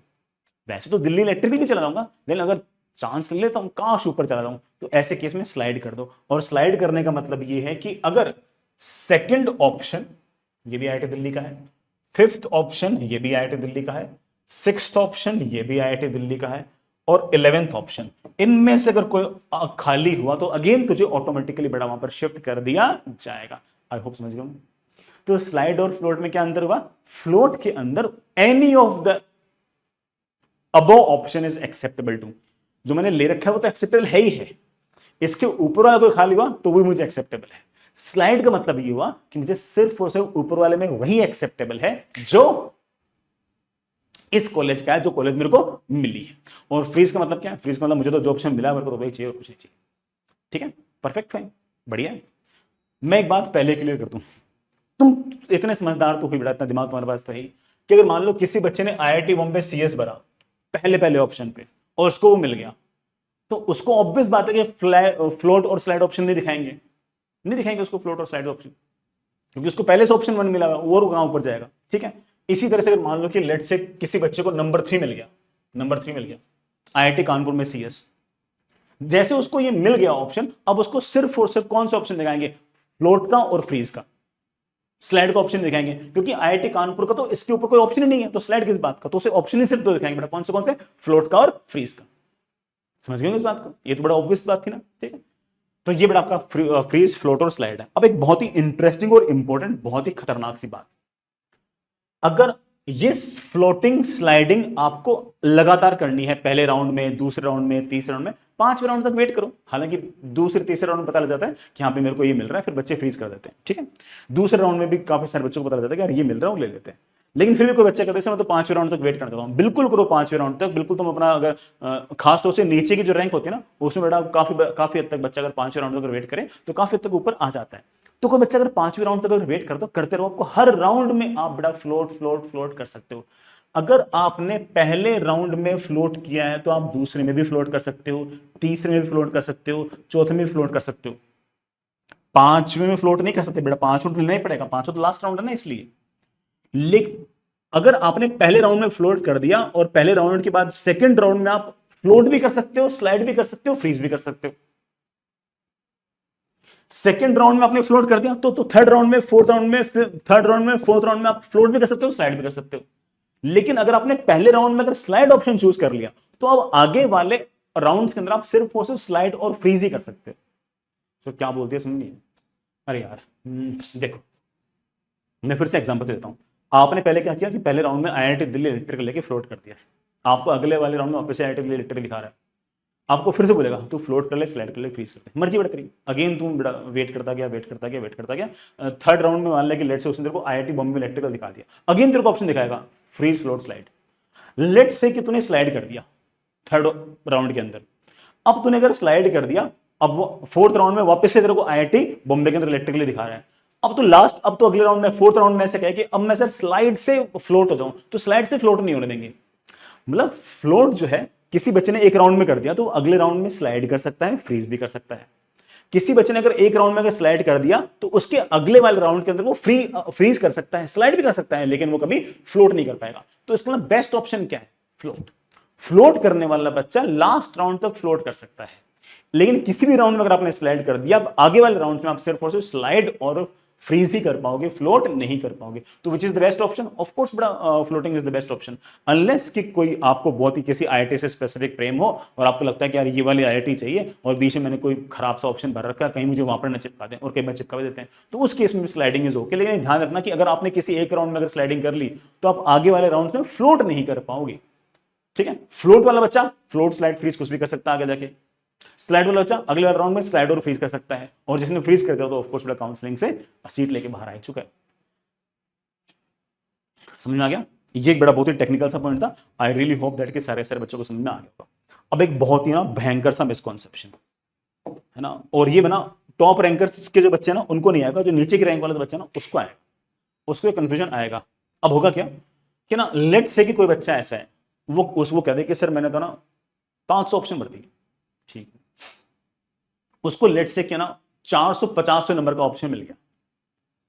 लेट से उसने 500 ऑप्शन भर दिए और उसे 450वें नंबर का ऑप्शन मिल गया कि किसी स्पेसिफिक एनआईटी के अंदर लेट से तेरे को मेटलर्जी मिल रही है। अब वो बच्चा क्या सोचता है कि ना, अब वो सोचता क्या है, क्या 450वें नंबर पे एनआईटी, इस एनआईटी के अंदर ये मेटलर्जी नहीं चाहिए मेरे को तो। और जैसे 20 तारीख को जो प्रोविजनल सीट एक्सेप्टेंस फॉर्म आया उसमें लिखा हुआ आया कि बेटा 450 नंबर का ऑप्शन है, फला फला एनआईटी में तेरे को मेटलर्जी मिल रही है, ले ले। बच्चा अंदर क्या सोचता है कि अगर मैंने ले लिया तो फिर मैं अगले वाले राउंड पर पार्टिसिपेट नहीं कर पाऊंगा। और वो फिर क्या करता है कि वो उस सीट को एक्सेप्ट नहीं करता, और वो जैसे ही सीट को एक्सेप्ट नहीं करता वैसे उसको काउंसलिंग से बाहर निकाल देते हैं। Let me repeat the statement once again. 20 तारीख को जो प्रोविजनल ऑफर ऑफ सीट आएगा, अगर आपने उसको एक्सेप्ट नहीं किया तो आपको सेकंड राउंड से ऑटोमेटिकली बाहर निकाल देंगे। आप ये अज्यूम ना करो, प्रिज्यूम ना करो कि मैंने अगर सीट एक्सेप्ट नहीं की तो अब मुझे राउंड 2 में वापस से पूछेंगे ना। राउंड 2 में सिर्फ उसको पूछेंगे जिसने राउंड 1 के अंदर प्रोविजनल सीट ऑफर जो था उसको एक्सेप्ट किया और फिर फ्लोट या स्लाइड किया। सिर्फ और सिर्फ उसी बच्चे से सेकंड राउंड के अंदर पूछेंगे। समझ गए? तो पहले राउंड के अंदर बहुत सारे बच्चे ऐसे होंगे जिनको लगेगा कि यार मेरे को तो ये जो ऑप्शन दे रहे हैं मेरे को तो नहीं चाहिए, और अगर मेरे को नहीं चाहिए तो मैं काम करता हूँ राउंड 2 में जाता हूँ, राउंड 2 का वेट करता हूँ, तो बैठा रहता हूँ तो क्यों, तो राउंड 2 का वेट करूंगा। और जैसे वो राउंड 2 का वेट करता रहता, ना तो उसने फीस जमा कराई ना उसने डॉक्यूमेंट्स अपलोड किए, तो जेई ये मान के चलता है, सॉरी जोसा ये मान के चलता है कि ये बच्चा जो समय पार्टिसिपेट ही नहीं करना चाह रहा, ही वांट्स टू विथड्रॉ। तो जो आपके सीट एक्सेप्टेंस फीस जमा कराना हुआ, जो आपके डॉक्यूमेंट्स को क्या बड़ा अपलोड करना हुआ, जो बड़ा आपके फ्लोट फ्रीज और स्लाइड है, इन ऑप्शंस को चूज करना हुआ, ये कंपलसरी है। अगर आपने ये नहीं किए तो राउंड 2 और राउंड 3 से ऑटोमेटिकली आपको बाहर निकाल दिया जाएगा। तो किसी भी जगह ध्यान रखें कि पहली बार जो पहले राउंड के अंदर कोई बच्चा ये मान के ना चले कि हाँ मैं तो इस सीट को एक्सेप्ट नहीं करूंगा, तो 450 नंबर की है, मैं तो अगले राउंड में जाऊंगा। हमारे सर ने बोल रखा था कि 450 से फिर 425 भी हो सकती है, 400 भी हो सकती है, 350 भी हो सकती है। अरे भाई 425, 430 या बड़ा 350 या 300 ऑप्शन आपको तब मिलेंगे जब आप पहले राउंड के अंदर उस सीट को एक्सेप्ट करोगे, डॉक्यूमेंट्स अपलोड करोगे, अगर वो कोई क्वेरी जनरेट करते हैं उस क्वेरी का आप रिप्लाई करोगे, और उस अगर क्वेरी नहीं आती तो कोई बात नहीं, ठीक है, और अगेन अपने सारे के सारे फीस दोगे, सीट एक्सेप्टेंस फीस जिसे हम SAF कहते हैं वो देखो, और आप कहोगे मैं फ्लोट करना चाहता हूं, तब राउंड 2 में अगर उनके पास जगह होगी तो 450 से उठा के 425 पर, 400 पर, इवन अगले राउंड तक आपको ले जाएंगे। ध्यान रखना इस बात का, ये मत मानना कि अपने आप राउंड 2 में चले जाओगे। सीट एक्सेप्ट करना कंपलसरी है। अगर आपने फीस जमा नहीं कराई, डॉक्यूमेंट्स अपलोड नहीं किए, तो इसका आपको राउंड 2 में लेकर नहीं जाएंगे। अच्छा, इसमें कुछ बच्चे ऐसे भी होंगे जिन्होंने राउंड 1 में लेट से कि ऑप्शन ही कम बने, मान लो बच्चे की रैंक तो है पीछे, उसने सिर्फ 20 ऑप्शन भर दिए, ठीक है, तो उसको 20 ऑप्शन में से IIT ने, जोसा ने कुछ नहीं दिया, तो उसको कुछ नहीं करना। लेकिन मान लो कि राउंड 2 में उसको कुछ दे दिया, 20वें नंबर की कोई कॉलेज दे दी, 20 ऑप्शन रहते, 20वें नंबर की कॉलेज दे दी, अब उसको वापस से वही काम करना है, सीट एक्सेप्ट करनी है, फीस जमा करानी है, डॉक्यूमेंट्स अपलोड करने और फ्रीज फ्लोट स्लाइड उसको स्टार्ट करने हैं। पहले राउंड में तो उसको कुछ मिला ही नहीं था तो कुछ कर ही नहीं सकता, लेकिन सेकंड राउंड में जैसे उसको सीट दी, उसे सीट एक्सेप्ट करनी है, उसे फ्लोट फ्रीज या स्लाइड करना है अपने हिसाब से, और डॉक्यूमेंट्स वेरीफाई कराने और फीस जमा करानी है। तो हो सकता है कुछ बच्चों को सेकंड राउंड में पहली बार सीट मिले, लेकिन अगर आपको एक बार सीट ऑफर की गई है और अगर आप जोसा में पार्टिसिपेट करना चाहते हो तो आपको वो सीट एक्सेप्ट करनी ही है, करनी ही है, करनी है। हाँ, करने के बाद फ्रीज नहीं करनी, फ्लोट कर दो और नेक्स्ट राउंड का वेट करो। और नेक्स्ट राउंड में अगर कुछ अच्छा ना मिले तो आपके पास विड्रॉ का ऑप्शन भी आएगा। विड्रॉ करते ही आपने जो फीस जमा कराई है उसका एक हिस्सा कट के वापस से आपको फीस रिफंड हो जाएगी। तो एग्जिट का ऑप्शन बाद में रहेगा, तो ये मत सोचना कि एग्जिट का ऑप्शन नहीं रहेगा। हल्की से बड़ा 5,000 के आसपास के फीस छोड़ के आपको सारी फीस रिफंड कर दी जाएगी। Fair enough? मेरे ख्याल से मैं थोड़ा एक ही बात को शायद बार बार बोल गया, ठीक है, आगे चलते हैं। नेक्स्ट इज हाँ रेस्पॉन्ड टू क्वेरी। बेटा मान लो कि आपने लेट से राउंड 1 के अंदर आपको कोई ना कोई IIT मिली, NIT मिली, और आपने कहा कि हाँ ठीक है मैं तो जोसा में पार्टिसिपेट करूंगा ही, है ना, मेरी बाकी काउंसलिंग में कुछ नहीं मिल रहा, जोसा काउंसलिंग से मेरे को कुछ अच्छा मिल जाएगा। आप राउंड 2, राउंड 3, राउंड 4, राउंड 5 में जाना चाहते हो, तो आपने कहा तो अल्टीमेटली फ्लोट ही करूंगा। तो आपने बड़ा सारे डॉक्यूमेंट्स लगा दिए, सीट जमा, सारी आपने फीस जमा करा दी, और आप नेक्स्ट राउंड के लिए आपने अप्लाई कर दिया, फ्लोट करके आप चल बैठे हो। जैसे डॉक्यूमेंट्स उनके पास जाएंगे, हो सकता है कि कोई डॉक्यूमेंट में उनको कोई दिक्कत लगे, फोटो अच्छी ना गई हो, बट मान लो लेट से कोई है ना, उनको कोई भी डिस्क्रिपेंस देखे, आपकी जो फोटो है वो शायद थोड़ी ब्लर चली गई हो, तो ऐसे केस में वो या तो आपको एसएमएस करेंगे या आपको ईमेल करेंगे। मोस्ट ऑफ द केसेस में दोनों करेंगे। ईमेल में हमेशा स्पैम को लगातार चेक करते रहें। ये फोन नंबर और ये ईमेल आईडी वही है जो आपने बड़ा वहां पर लिख रखी है। इसके अलावा एक ऐप है, बड़ा डाउनलोड कर लेना, और ऐप का नाम है संदेश, बड़ा स्पेलिंग यही है जो मैं लिखी हुई है SANDES। ये संदेश ऐप डाउनलोड कर लें और इस पर अगेन लॉगिन पासवर्ड वही है जो बड़ा आपका जोसा वाली वेबसाइट पे है। इस ऐप पर लगातार आपके पास इंफॉर्मेशन आती रहेगी। अगर उन्होंने कोई क्वेरी जनरेट की तो बड़ा वो आपकी एसएमएस पर, ईमेल पर और संदेश ऐप पर आ जाएगी, और जो क्वेरी वो जनरेट करे वो ऐसे बोल देंगे, सिंपल बोलेंगे कि बेटा ना आपकी जो फोटो है ना वो थोड़ी ब्लर्ड आ रही है, तो क्या करना है, फोटो अच्छी वापस भेज देना, और क्या है। या फिर आपका जो 10th वाला जो मार्कशीट है वो है ना पूरी नहीं आई है, आपने जो फोटो भेजी है उसमें पूरी नहीं दिख रही है ना, उसमें हल्का सा पोर्शन कटा हुआ है, तो इस बार थोड़ी सी बेटर फोटो उनको भेज देना। सिंपल ऐसे छोटे मोटे क्वेरीज आते हैं, लेकिन क्वेरीज का रिप्लाई करना कंपलसरी है। सर मेरी क्वेरी नहीं आई, मैं पैनिक कर रहा हूं। अबे क्वेरी नहीं आई, इसके सारे डॉक्यूमेंट सही है गधे, समझ गया ना। क्वेरी नहीं है, it means everything is fine, ठीक है, चिल करो। तो अगर कोई क्वेरी आए तो बड़ा इस तरह से आपको उसका रिस्पॉन्स देना है। अरे यार मैंने बेटा थोड़ा ज्यादा एक्सप्लेन कर दिया बेटा, वही सब बात है, ठीक, आगे चलते हैं। नेक्स्ट इज बेटा फीस पर बात करते हैं। जो सीट एक्सेप्टेंस फीस है बेटा, मैं बार बार इसको SAF भी बोल दूंगा। जो भी SC ST और फिजिकली हैंडिकैप्ड बच्चे हैं उनके लिए 17,500 है, और जितने भी बड़ा जनरल EWS और OBC वाले बच्चे हैं उनके लिए 35,000 फीस है। बड़ा ध्यान रखिएगा कि इसमें 5,000 फीस जो है वो जोसा की काउंसलिंग की फीस है, और बाकी जो 30,000 फीस है, मतलब जनरल EWS और OBC वाले बच्चों की जो बाकी 30,000 जो फीस है वो उनकी कॉलेज फीस के अंदर एडजस्ट हो जाएगी। जो SC ST और फिजिकली हैंडिकैप्ड है उनकी 5,000 फीस तो ऑफकोर्स जोसा ही काउंसलिंग के लिए, और जो बाकी 12,500 फीस होगी वो ये खुद ही, आपको कुछ नहीं करना, ये खुद ही बेटा आपके कॉलेज में शिफ्ट कर देंगे, ठीक है। Candidate should remit seat acceptance fees, बड़ा डेबिट कार्ड से, UPI से, क्रेडिट कार्ड से, नेट बैंकिंग से, ई चालान से बेटा आप ये फीस सारी जमा करा सकते हो। There will be provision for the candidates to make a payment of JOSA seat acceptance fees. Payment link for this will be enabled from the starting day of JOSA till the filing deadline of the fees payment for the last round of JOSA. बेटा आपके पास जिस दिन बेटा counselling start होगी उस दिन से fees payment के ऑप्शन आ जाएंगे, और वो लगातार आपके चलते रहेंगे। बीच में अगर आपने कभी एग्जिट मारा, आपको आपने बार मान लो लेट से कोई सीट फिक्स कर दी और आपको लगता है कि नहीं यार मैंने सीट तो एक्सेप्ट कर ली लेकिन मेरे को ना मिड साइड में बेटर ऑप्शन मिल रहा है, तो आप बेटा कभी उस सिस्टम से बाहर निकल सकते हो। आपको एग्जिट का ऑप्शन मिलेगा, और एग्जिट में अगेन मेरे ख्याल 7,000 के आसपास की फीस छोड़ के या 5,000 के आसपास फीस छोड़ के, फिर पैसे छोड़ के आपके सारे पैसे आपके रिफंड हो जाएंगे, ठीक है ना।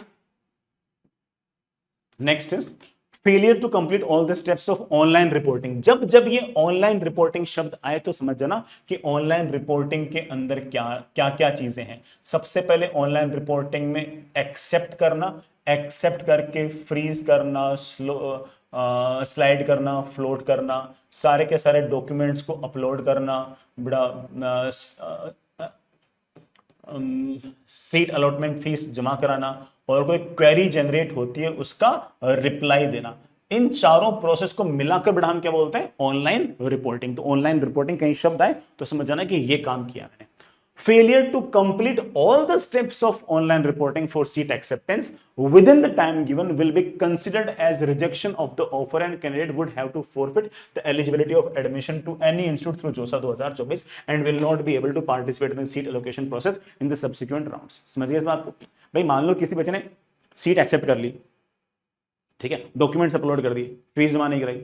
अब फीस जमा नहीं कराए तो इसका ऑब्वियस मतलब ये है कि जोसा वालों तो मान के चलेंगे कि ये वाला बच्चा इस राउंड 1 के अंदर, राउंड 2 के अंदर, राउंड 3 के अंदर, राउंड 4 के अंदर, राउंड 5 के अंदर पार्टिसिपेट नहीं करना चाहता, तो उस बच्चे को उस काउंसलिंग से बाहर निकाल देंगे। अब आप वापस आप री एंटर नहीं कर पाओगे, बाहर ही रहोगे आप। हाँ, बाद में CSAB राउंड में एंटर कर सकते हो, लेकिन वो डिफरेंट केस है। जोसा से तो आप बाहर हो, और आपकी जो सीट थी वो आपसे नीचे वाले रैंक वाले बच्चे को शिफ्ट कर देंगे। अरे नीचे वाले बच्चे को तभी तो बड़ा बार बार अगले वाले राउंड के अंदर ऊपर की सीट खाली मिल जाती है, क्योंकि कोई ना कोई बच्चा ऐसा होगा जो या तो ये ऑनलाइन रिपोर्टिंग वाला काम नहीं करेगा, या फिर कोई गलती से नहीं कर पाएगा, किसी पास इन्फॉर्मेशन नहीं होगी। कोई बच्चा ऐसा होगा जिसको बेड साइड में कोई बेटर ऑप्शन मिल रहा होगा। बहुत सारे बच्चे ऐसे होंगे जो रैंक इंप्रूव करने के लिए ड्रॉप ले रहे होंगे। तो जो बच्चे ऐसे बीच में से निकलते जाएंगे उनकी जगह बेटा नीचे वाला जो बच्चा वो लगातार ऐसे ऊपर की तरफ शिफ्ट होता जाएगा। लेकिन ध्यान रखिएगा इस बात का कि ये ऑनलाइन रिपोर्टिंग में चारों के चारों जो स्टेप्स हैं वो ढंग से देख लें, ठीक है, और इनको ढंग से कंप्लीट कर लें। इनमें से कोई सा भी स्टेप अगर बेटा अगर सही टाइम पर नहीं होगा। मतलब टाइम लाइन जो है बड़ा बहुत ज्यादा इंपॉर्टेंट है, इनके लिए टाइम बहुत इंपॉर्टेंट है। बहुत सारे बच्चे मेरे को हर साल मिलते हैं कि अरे सर मैंने तो ना फीस जमा नहीं कराई, एक दिन एक्सटेंड हो जाएगा मजा आ जाएगा। कोई एक्सटेंड नहीं करते लोग, ठीक है, मान के चलते हैं कि बच्चे ने फीस जमा नहीं कराई, इसका मतलब ये कि उस बच्चे को काउंसलिंग के अंदर पार्टिसिपेट करना ही नहीं है, ठीक है। Seats will be confirmed by IITs, NITs plus system only after successful verification of the uploaded documents and ensuring that the candidate meet all the eligibility criteria. If all the documents are found to be valid and all the eligibility criteria are met by the candidate, the allotted seat will be provisionally confirmed and the candidate will be notified on the online JOSA portal. बेटा समझ गए इस बात को? वो documents सारे के सारे वेरीफाई करेंगे और डॉक्यूमेंट्स वेरीफाई करने के बाद आपको वो सीट दे देंगे। और आप चाहो तो अगेन फ्लोट फ्रीज स्लाइड लगातार आप करते रहें, कोई दिक्कत इसके अंदर नहीं है।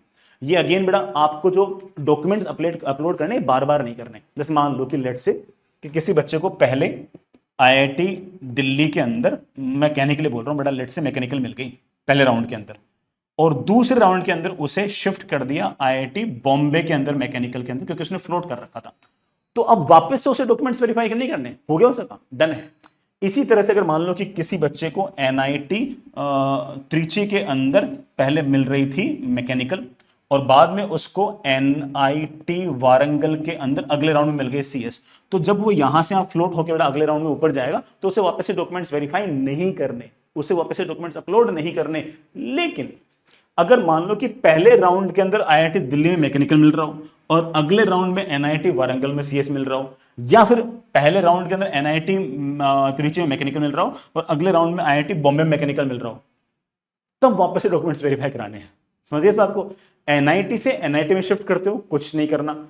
आईआईटी से आईआईटी में ऊपर गए तुम फ्लोट करके स्लाइड करके, कुछ नहीं करना। लेकिन एनआईटी से आईआईटी या आईआईटी से एनआईटी गए अगले राउंड में इंप्रूव हो गए, तो उस केस में आपको वापस से डॉक्यूमेंट्स वेरीफाई कराने। सर मैं इतनी सारी बातें कैसे याद रखूंगा? अरे तेरे पोर्टल पे लगातार सारी की सारी इन्फॉर्मेशन आती रहेगी। मेरे को बताने में थोड़ा सा ऐसा लगता है कि सर ने क्या बात करी, लेकिन वो सारे पोर्टल पे आते रहते हैं, जैसे जो कहते हैं वैसे करते रहना, ठीक। तो कोई बहुत बड़ा काम नहीं है ना। हाँ बेटा, इसमें मैंने यही वाली बात लिखी हुई है। If a candidate who appears a seat in who accepts a seat in NIT plus system by online reporting in a particular round of seat allocation is subsequently allotted a seat in IIT for first time, पहले NIT plus में वो seat accept कर चुका है और पहली बार वो अब IIT में जा रहा है, ठीक है। Then the documents and the eligibility criteria of such candidate will be verified again by the IITs, ठीक है ना। तो ऑब्वियस बात। आगे चलते बेटा, नेक्स्ट है ये बेटा इंडिपेंडेंट वेरिफिकेशन। मैंने बोल ही दिया तेरे को, इंडिपेंडेंट वेरिफिकेशन मतलब आईआईटी से कोई एनआईटी के अंदर शिफ्ट हुआ अगले राउंड में, या फिर एनआईटी से अगर आईआईटी में शिफ्ट हुआ अगले राउंड के अंदर, तो उसको एक बार रीवेरिफिकेशन कराया जाएगा। रीवेरिफिकेशन मतलब बेटा उसे वापस से डॉक्यूमेंट्स अपलोड करने पड़ेंगे और उसमें अगर कोई क्वेरी जनरेट होगी तो उसे वापस से सारे क्वेरीज का रिप्लाई करना पड़ेगा। सब बेटा आपको पोर्टल पे दिख जाएगा। Next is reporting at the admitting institute. बेटा एडमिटिंग इंस्टीट्यूट मतलब जहां पर आपको एडमिशन मिला है, जो फाइनल इंस्टीट्यूट है, जितने भी राउंड्स थे उन राउंड्स में पार्टिसिपेट करने के बाद जो फाइनल मिला है, वहां पर कैसे रिपोर्टिंग करनी है। यहां पर आपको फाइनली फिजिकली रिपोर्ट करना है, लेकिन इस फिजिकली रिपोर्ट के लिए कोई अलग से रिपोर्ट नहीं करना। जिस टाइम पर आप एडमिशन लेने जाओगे, जिस टाइम पर आप पढ़ने जाओगे, उसी टाइम पर आपकी फिजिकल रिपोर्टिंग हो जाएगी। Let me repeat the statement once again. मान लो किसी बच्चे को आईआईटी जोधपुर मिला हो आईआईटी जोधपुर में सीएस मिला हो फॉर एग्जांपल, तो जैसे उसको आईआईटी जोधपुर में सीएस मिल गया तो उसकी ऑनलाइन रिपोर्टिंग होगी। उसको आईआईटी जोधपुर में सीएस मिल गया, उसने फ्रीज कर लिया, वो बढ़िया चिल बैठा है और उसको लेट से की डेट दे दे कि 2 अगस्त को आपको आना है। तो जब आप 2 अगस्त को पढ़ने जाओगे तभी सारे के सारे डॉक्यूमेंट्स आप हार्ड कॉपी के अंदर लेके जाओगे और आपको आईआईटी जोधपुर को वो सारे डॉक्यूमेंट्स दिखाने हैं और बाकी जो प्रोसेस है वो भी करने हैं। बाकी प्रोसेस क्या है? Complete all the admission process, ठीक है बेटा। पेमेंट ऑफ इंस्टीट्यूशन फीस, बेटा इंस्टीट्यूशन की फीस और लगेगी। जो आपने 35,000 में से 30,000 के थे वो तो लगेंगे, थोड़े पैसे और लगेंगे। और जो हॉस्टल फीस होगी वो भी आपको जमा करानी पड़ेगी। और जो आपके सर्टिफिकेट्स हैं बेटा उनकी फिजिकली वेरिफिकेशन वहां पर अलग से होगी। तो ये मान के चलना कि अलग से किसी आईआईटी में नहीं जाना। जिस आईआईटी और एनआईटी में आपका एडमिशन होगा उस टाइम जब आप एडमिशन लेने जाओगे, जब आप वहां पर पढ़ने जाओगे, तभी पर ये सारे आपके प्रोसेस हो जाएंगे। मैं फीस के बारे में इस बात को क्लियर कर दूं कि है ना, फीस आईआईटीज और एनआईटीज की दिखने में थोड़ी सी ज्यादा लगती है, उतनी ज्यादा है नहीं, क्योंकि मोस्टली बच्चों को बड़ा वहां पर मीन कम मेरिट स्कॉलरशिप मिलती है, जैसे हम एमसीएम कहते हैं। जैसे आप बेटा वहां पर जाओ तो जो अंडर ग्रेजुएट ऑफिस होगा वहां जाके आप इंफॉर्मेशन पता कर लेना कि मीन कम मेरिट स्कॉलरशिप का क्या क्राइटेरिया है, और वहां पर आप एक फॉर्म लेके अप्लाई कर देना। मान के चलो कि 60-70% बच्चों को तो स्कॉलरशिप मिल ही जाती है। जिन बच्चों के फादर की सैलरी 8 लाख या उससे कम है, हालांकि बेटा इसमें हल्का फुल्का अलग अलग आईआईटी का थोड़ा बहुत ऊंच नीच रहती है, तो उनको वहां पर बेटा कोई ना कोई स्कॉलरशिप मिल जाती है। और ये स्कॉलरशिप काफी हद तक बेटा इंस्टीट्यूशन फीस को तो कंपनसेट कर देती है, सिर्फ हॉस्टल फीस के आसपास का कोई पैसा लगता है। तो दिखने में ऐसा लगता है कि आईआईटीज एनआईटीज में फीस बहुत ज्यादा है, लेकिन ये फीस किसी middle class lower middle class वाले इंसान के लिए काफी हद तक वेव हो जाती है, वेव ऑफ हो जाती है, और आपको इतनी फीस देनी नहीं पड़ती। ये बेटा आप वहां पर आईआईटी पे जाने के बाद पता करना।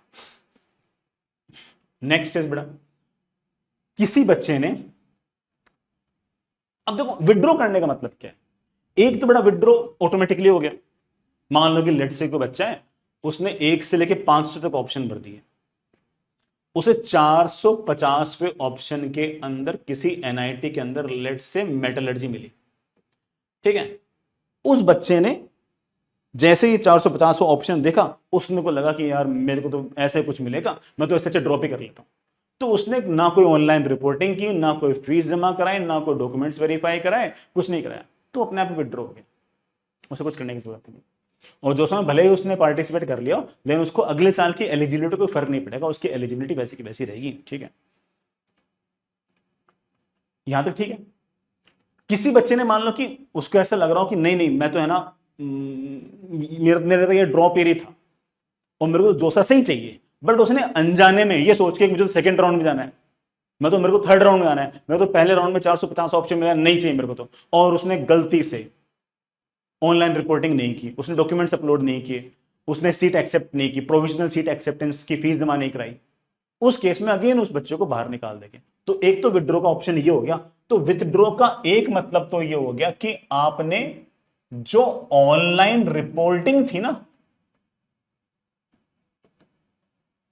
वो की ही नहीं,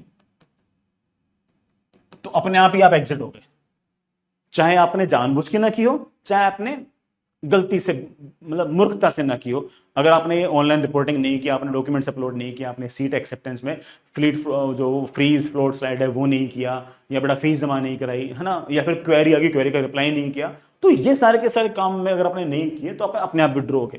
लेकिन कुछ बच्चे ऐसे होंगे जो कहेंगे कि सर मैंने पहले राउंड के अंदर 450वें नंबर की सीट मिली, ठीक है सर, मैंने आपके कहने पे फीस जमा करा दी, ठीक है, और फिर से मैंने सेकंड राउंड का वेट किया, थर्ड राउंड का वेट किया, फोर्थ राउंड का वेट किया, फिर फिफ्थ राउंड के अंदर सर मुझे 250वें ऑप्शन के अंदर किसी एनआईटी के अंदर मैकेनिकल मिल रही है, लेकिन सर मुझे ये नहीं चाहिए, मुझे ये चाहिए नहीं, मेरा तो सर ये क्लास 12 था, मैं तो सर ड्रॉप करना चाहता हूं।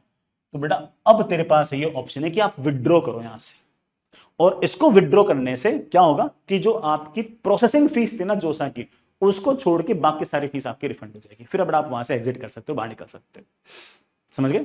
ये विड्रॉ किसको करना है? विड्रॉ उसको करना है जिसने फीस जमा कराई है, जिसने राउंड्स में पार्टिसिपेट किया, जिसने चॉइस फिलिंग की है, चॉइस फिलिंग के बाद उसे कुछ मिला है उसको विड्रॉ करना है। जिसे कुछ मिला ही नहीं है उसको तो कोई दिक्कत नहीं है, जिसको मिला है लेकिन उसने ऑनलाइन रिपोर्टिंग नहीं की वो अपने आप बाहर है, लेकिन जिसने ऑनलाइन रिपोर्टिंग की, फीस जमा कराई है और अगले राउंड का वेट किया है, अगले राउंड में उसको अपने मन मुताबिक नहीं मिला या फिर उसको बिड सेट में कोई और बेटर ऑप्शन मिल रहा है, तो वो बच्चा चाहे थोड़ा बाद में एग्जिट कर सकता है फिफ्थ राउंड तक। तो ये आप बड़ा इस तरह से विड्रॉ कर सकते हो। अब इसमें कैसे कैसे विड्रॉ कर सकते हैं सुन लो।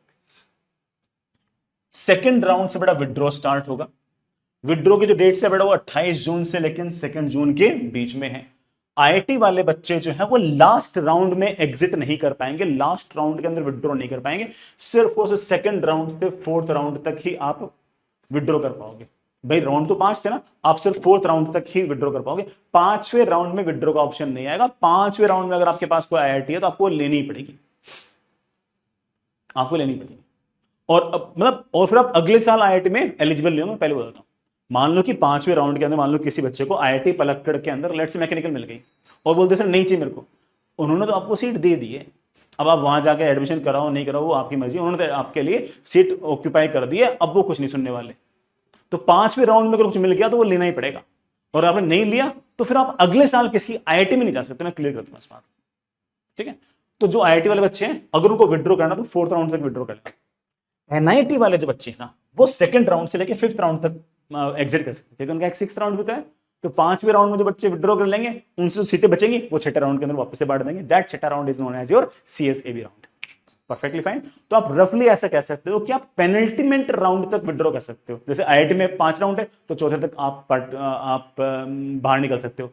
NIT में 6 राउंड है, छठा कौन सा CSAB, तो 5वें राउंड तक आप बाहर निकल सकते हो, एग्जिट कर सकते हो। एग्जिट वाला ऑप्शन सिर्फ किनके लिए, जिन्होंने ऑनलाइन रिपोर्टिंग कर रखी है। It make sense?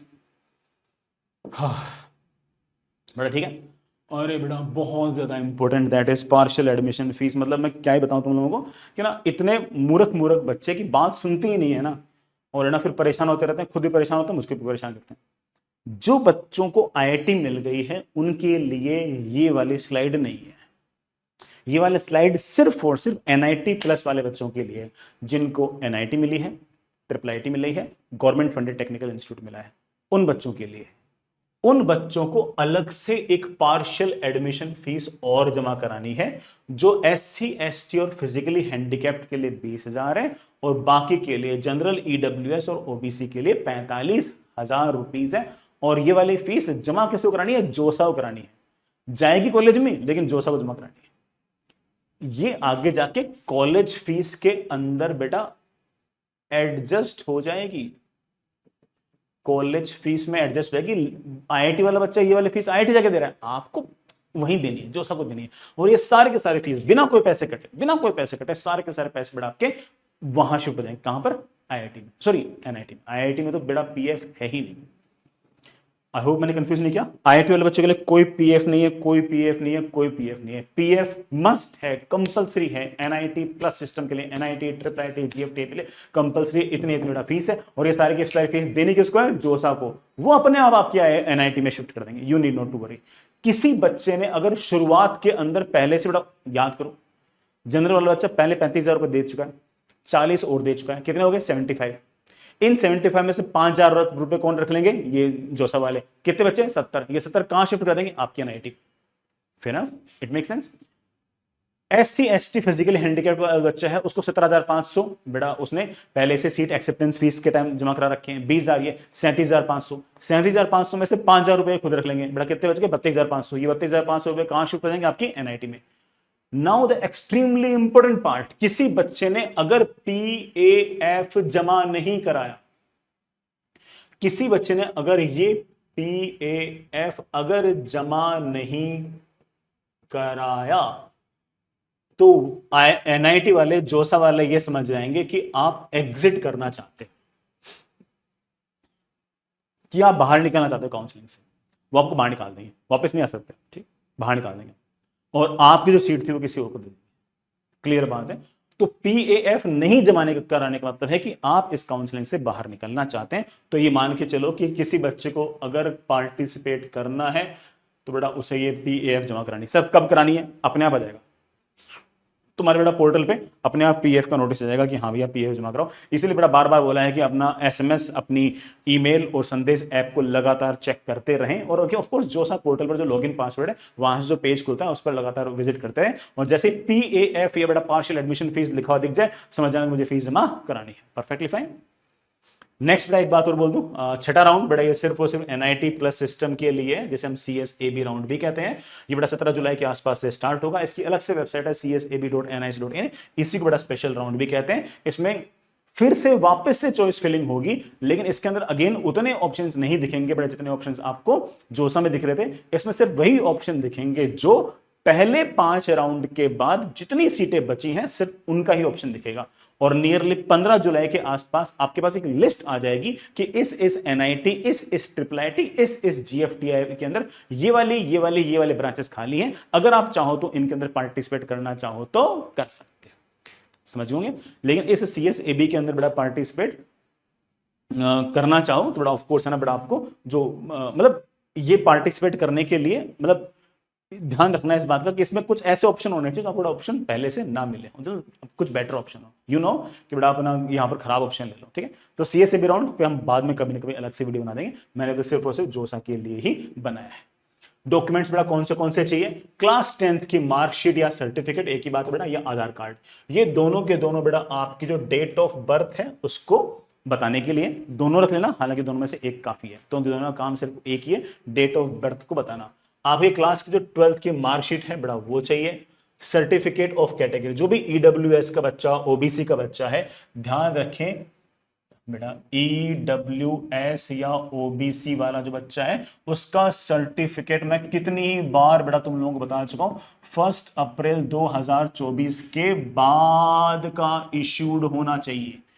1 अप्रैल या 1 अप्रैल से बाद का इशू होना चाहिए। SC ST वाला जो बच्चा है, SC ST या बेटा फिजिकली हैंडीकैप्ड वाला जो बच्चा है, उनका तो चलता है, कोई दिक्कत नहीं। क्रॉस बैंक चेक चाहिए, इमेज ऑफ पासबुक चाहिए विद बैंक अकाउंट डिटेल्स, बेटा आपके फादर की, मदर की, इनकी होनी चाहिए। Admit card of JEE main, जो भी NIT प्लस वाले बच्चे हैं, मतलब जो बेटा NIT मतलब NIT IIIT GFT में एडमिशन है, उन सारे बच्चों को बेटा जेई मेन का एडमिट कार्ड भी चाहिए होगा। एक बेटा मेडिकल सर्टिफिकेट होगा पेज नंबर 92 पे। कहां पे? जो बिजनेस रूल्स हैं बेटा, आप जैसे josa.nic.in पे जाओगे, उसमें बेटा बिजनेस रूल्स लिखे होंगे, उन बिजनेस रूल्स के अंदर उसको डाउनलोड करना, उसमें पेज नंबर 92 पर अनेक्शर 7 होगा, उसमें एक मेडिकल सर्टिफिकेट होगा, उस मेडिकल सर्टिफिकेट को डाउनलोड कर लीजिएगा, उसका प्रिंट आउट ले लीजिएगा और किसी भी सरकारी डॉक्टर से, इवन प्राइवेट भी चलेंगे लेकिन डॉक्टर होने कंपलसरी है, किसी भी डॉक्टर के पास जाके आप उसको भरवा लीजिएगा। उसमें सिंपल इन्फॉर्मेशन पूछ रखी है, आपकी हाइट क्या है, वेट क्या है, हार्ट बीट क्या है, सिंपल कुछ बातें पूछ रखी है, वो भेज दीजिएगा। साथ ही साथ बड़ा कुछ पासपोर्ट साइज फोटोज भी अरेंज करा लीजिएगा। ये सारे के सारे बड़े डॉक्यूमेंट्स आपको रखने हैं। फिजिकली हैंडीकैप्ड वाला जो बच्चा है बड़ा, उसके लिए ऑफकोर्स उसके और भी डॉक्यूमेंट्स चाहिए होंगे, मैंने उनके नहीं लिखे हैं। ठीक है ना। ये बेटा फ्रीज फ्लोट स्लाइड एक बार आप चाहो तो बेटा पढ़ लेना, मैंने बेटा अपनी तरफ से बढ़िया से आपको समझा ही दिए हैं। बेटा फ्रीज का मतलब choosing the option freeze means that the candidate accept the offered seat and indicates that candidates content मतलब happy with the allotted academic programme and that the candidate does not want to participate in the further rounds of the seat allocation while retaining the same seat. बेटा इसको हम क्या बोलेंगे? Freeze. ठीक है। Next is बेटा float, choosing the option float. बेटा कब आएंगे? जब राउंड 1 का रिजल्ट आ जाएगा तब, फिर राउंड 2 राउंड 3 में उनमें लगातार आते रहेंगे। Means that candidate accept the offered seat, मतलब वो जो सीट मिल रही है वो तो ले ही रहा है, and indicates that if admission to an academic program of higher preference, मतलब उससे ऊपर कोई जगह खाली हो तो मुझे वहां शिफ्ट कर दो, नीचे नहीं कर सकते, of the higher preference in any institute is offered in subsequent rounds of the seat allocation, the candidate will accept it। ठीक है बेटा। स्लाइड में क्या है बेटा? स्लाइड में choosing the option slide means the candidate accept the offered, accept the offered से मतलब ये तो ले ही लूंगा, ये तो मेरे को चलेगी, and indicates that admission to an academic program higher preference में ऊपर हो and within the same institute हो, तो मुझसे पूछे बिना आप मुझे वहां पर शिफ्ट कर दें। ठीक है ना, अच्छी बात है ना। आगे चलते हैं। हाँ बेटा, slide and float options will be available to only those candidates who are not offered admission in their first choice of the list. Of course बेटा किसको पहली चॉइस मिल गई उसको तो क्या स्लाइड और फ्लोट मिलेगा, है ना। Slide and float options are not available in last round of JoSAA. बेटा लास्ट राउंड में अगेन कोई अगला राउंड है नहीं कि स्लाइड फ्लोट करें। एक candidate can change from float to slide. बेटा फ्लोट से तुम स्लाइड और फ्रीज कर सकते हो और स्लाइड से तुम फ्रीज कर सकते हो अगले वाले राउंड्स के अंदर। ठीक है, मैं तुम समझा चुका हूं बेटा डिटेल के अंदर। If a candidate opts freeze against the seat the option can not be change in the subsequent rounds. Of course बेटा उसके अगले सारे के सारे जो राउंड है वो मैटर नहीं करते, किसी भी जगह फ्रीज कर दिया तो उसके लिए तो बस काउंसलिंग खत्म हो चुकी है। ठीक, बेटा reporting at the admitting institutes, मैं एक बार IITs की बोलता हूं। At the conclusion of joint seat allocation and the seat acceptance, candidate will have to report at the admitting institute, complete all the admission formalities of the institute including payment of the institute fees, get the admission confirmed and begin the academic session। बेटा वहां पर जाना है और जाओगे तभी सारे के सारे काम हो जाएंगे, अलग से जाने की ऐसे आवश्यकता नहीं है। सारे के सारे आपके जो सर्टिफिकेट्स होंगे वो रीचेक होंगे एंड एडमिशन कैंसिल कर दिया जाएगा अगर बेटा कोई डॉक्यूमेंट्स आपके फोर्स्ड पाए गए, गलत पाए गए तो। NIT प्लस सिस्टम के लिए बेटा देखना क्या है, the physical reporting at the admitting institute will be done after the completion of CSAB special round. बेटा CSAB राउंड के बाद में स्टार्ट होगा, तो ऑफ कोर्स IIT का सेशन थोड़ा सा पहले स्टार्ट होता है, NIT का हल्का सा बाद में स्टार्ट होता है। ठीक है। At the time of reporting the admitting institute all the certificates will be rechecked by the admitting institutes. ठीक है ना, सारी बातें मैं पहले से बोल ही चुका हूं बेटा। सीट एक्सेप्टेंस फीस बेटा आपको again net banking, debit card, UPI, credit card बेटा इनसे जमा कराना है, ई चालान वगैरह भी आप करा सकते हो। ठीक है,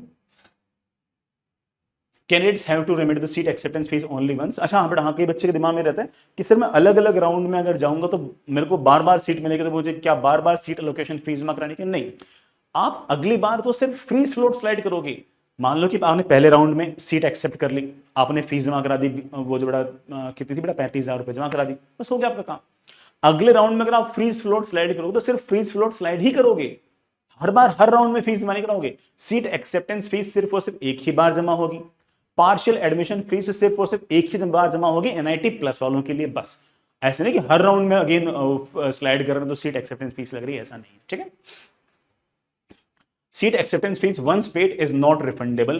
However, if a candidate later validly withdraws from the seat allocation process, then the seat acceptance fees will be refunded after deduction of the withdrawal process charges of 7,000. अगर आप प्रॉपरली विथड्रॉ करते हो, आपने सीट एक्सेप्टेंस फीस जमा करा दी, आपको कोई option मिला, आपने पांचवें राउंड, सॉरी पांच एनआईटी वाले बच्चे ने पांचवें राउंड तक, या फिर बड़ा आईआईटी वाले बच्चे ने चौथे राउंड तक वैलिड टाइम के अंदर, with in fix time line के अंदर अगर कहा कि नहीं नहीं मुझे तो जो सीट मिल रही है मैं तो उससे खुश नहीं हूं, मैं तो बेड चला जाऊंगा या फिर मैं तो ड्रॉप ही कर लूंगा, तो वो बच्चा विद इन टाइम लाइन अगर विड्रॉ करता है, प्रॉपर तरीके से अगर विड्रॉ करता है, विड्रॉ का ऑप्शन आएगा बेटा, उस विड्रॉ से अगर विड्रॉ करता है तो अगेन बेटा ध्यान रखना कि आपकी जो फीस है वो कट होके बेटा आपको सारा का सारा पैसा वापस मिल जाएगा। 7,000 रुपीज कट करके बेटा आपका सारा पैसा वापस आ जाएगा, ठीक है ना। पार्शियल एडमिशन फीस बेटा यहां पर अगेन वही वाली इंफॉर्मेशन है जो मैं आपको पहले से बोल रखी है। एट द, हाँ मैं उस टाइम बताना भूल गया था, at the end of fifth round, पांचवें राउंड के बाद candidates having provisionally seat in NIT plus system, NIT plus system में अगर बेटा उसको कोई सीट दे रखी है तो उसे पार्शियल एडमिशन फीस देनी है, in addition to the seat acceptance fee. Seat acceptance fee तो आप पहले दे चुके हो, अब बेटा आपको पार्शियल एडमिशन फीस भी जमा करानी है। Non payment of this PAF will be treated as the rejection of the offered seat, ठीक है ना, ध्यान रखिएगा। और बेटा फीस है कितनी, 20,000 और 45,000। मैं बेटा एग्जैक्टली वहां पर भी इस बात को लिख देता हूं कि eight the end of A fifth round है बेटा, ये कब स्टार्ट होगी, फिफ्थ राउंड की, ठीक है, ध्यान रखना इस बात को, ये फिफ्थ राउंड के बाद स्टार्ट।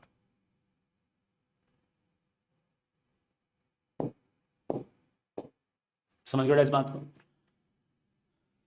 बेटा। ई चालान जो है वो मतलब फीस वगैरह जमा कराने के लिए बेटा एसबीआई वगैरह से बन सकते हैं बेटा। जिन्होंने पीएफ जमा नहीं कराए हैं बेटा उनको है ना अगेन विड्रॉ मान लिया जाएगा। If a candidate fails to pay PF, the candidate will forfeit the provisional allotted seat. The vacant seat thus will be made available to the candidate in CSAB 2024 special round. In such cases, the seat acceptance fees shall be refunded by deducting withdrawal process of 7,000. तो किसी बच्चे ने अगर मान लो कि PF अगर जमा नहीं कराया तो जैसे बाकी जो विड्रॉ करने वाले बच्चों को कंसिडर करते हैं वैसे आपको कंसिडर कर लेंगे। तो कोई बच्चा अगर फॉर्मली विड्रॉ कर रहा है तो उसको भी 7,000 रुपए काट के तो पैसे वापस दे रहे थे, उस तरह से बेटा आपको 7,000 रुपए काट के सारे पैसे आपके रिफंड कर दिए जाएंगे अगर आपने पीएफ जमा नहीं कराया तो कोई बच्चा अगर मान लो कि कह दे कि सर मैं सीट एक्सेप्टेंस फीस जमा करा चुका हूं लेकिन से मैं विड्रॉ करना चाहता हूं, कर लो। अगर विड्रॉ नहीं करना चाहता तो एक रास्ता और है कि पीएफ जमा मत कराओ, पीएफ जमा नहीं कराओगे तब भी वो उसको विड्रॉ मानेंगे और बाकी 7,000 रुपए काट करके आपके सारे फीस वापस कर ही देंगे, ठीक है ना। जो बड़ा विड्रॉ के ऑप्शन है बड़ा वो देखना, उस जिसने सीट एक्सेप्ट कर रखी हो, ठीक है ना, can withdraw the seat by online reporting by, ठीक है ना। This option is starts from second round, बड़ा सेकंड राउंड से बड़ा विड्रॉ का ऑप्शन स्टार्ट होगा और पेनल्टीमेंट राउंड तक लगातार चलता रहेगा बेटा, ठीक है। ध्यान रखना कि इफ जोसा conducts a total of 5 round of the seat allocation, candidates can withdraw up to the 4th round of the seat acceptance till बेटा 16th of July, 16th of July तक ही बेटा आप विड्रॉ कर पाओगे बेटा, ठीक है। A candidate who has not been allotted a seat in JOSA can exit from the seat allocation process anytime बेटा from second round to the second round बेटा, कभी भी आप उसे एग्जिट नहीं कर सकते हो। एग्जिट करने बेटा जिसको अगर कोई ऑप्शन नहीं मिला हो तो कभी भी एग्जिट कर ही सकता है। तो ये सारी की सारी बेटा बातें थी, मैंने सारी से बड़ा बातें कवर कर दी है। मैं एक बार टाइमलाइन बेटा आपको वापस से दिखा देता हूँ। ये बेटा आपका पहला राउंड का जो टाइमलाइन है बेटा वो ये है।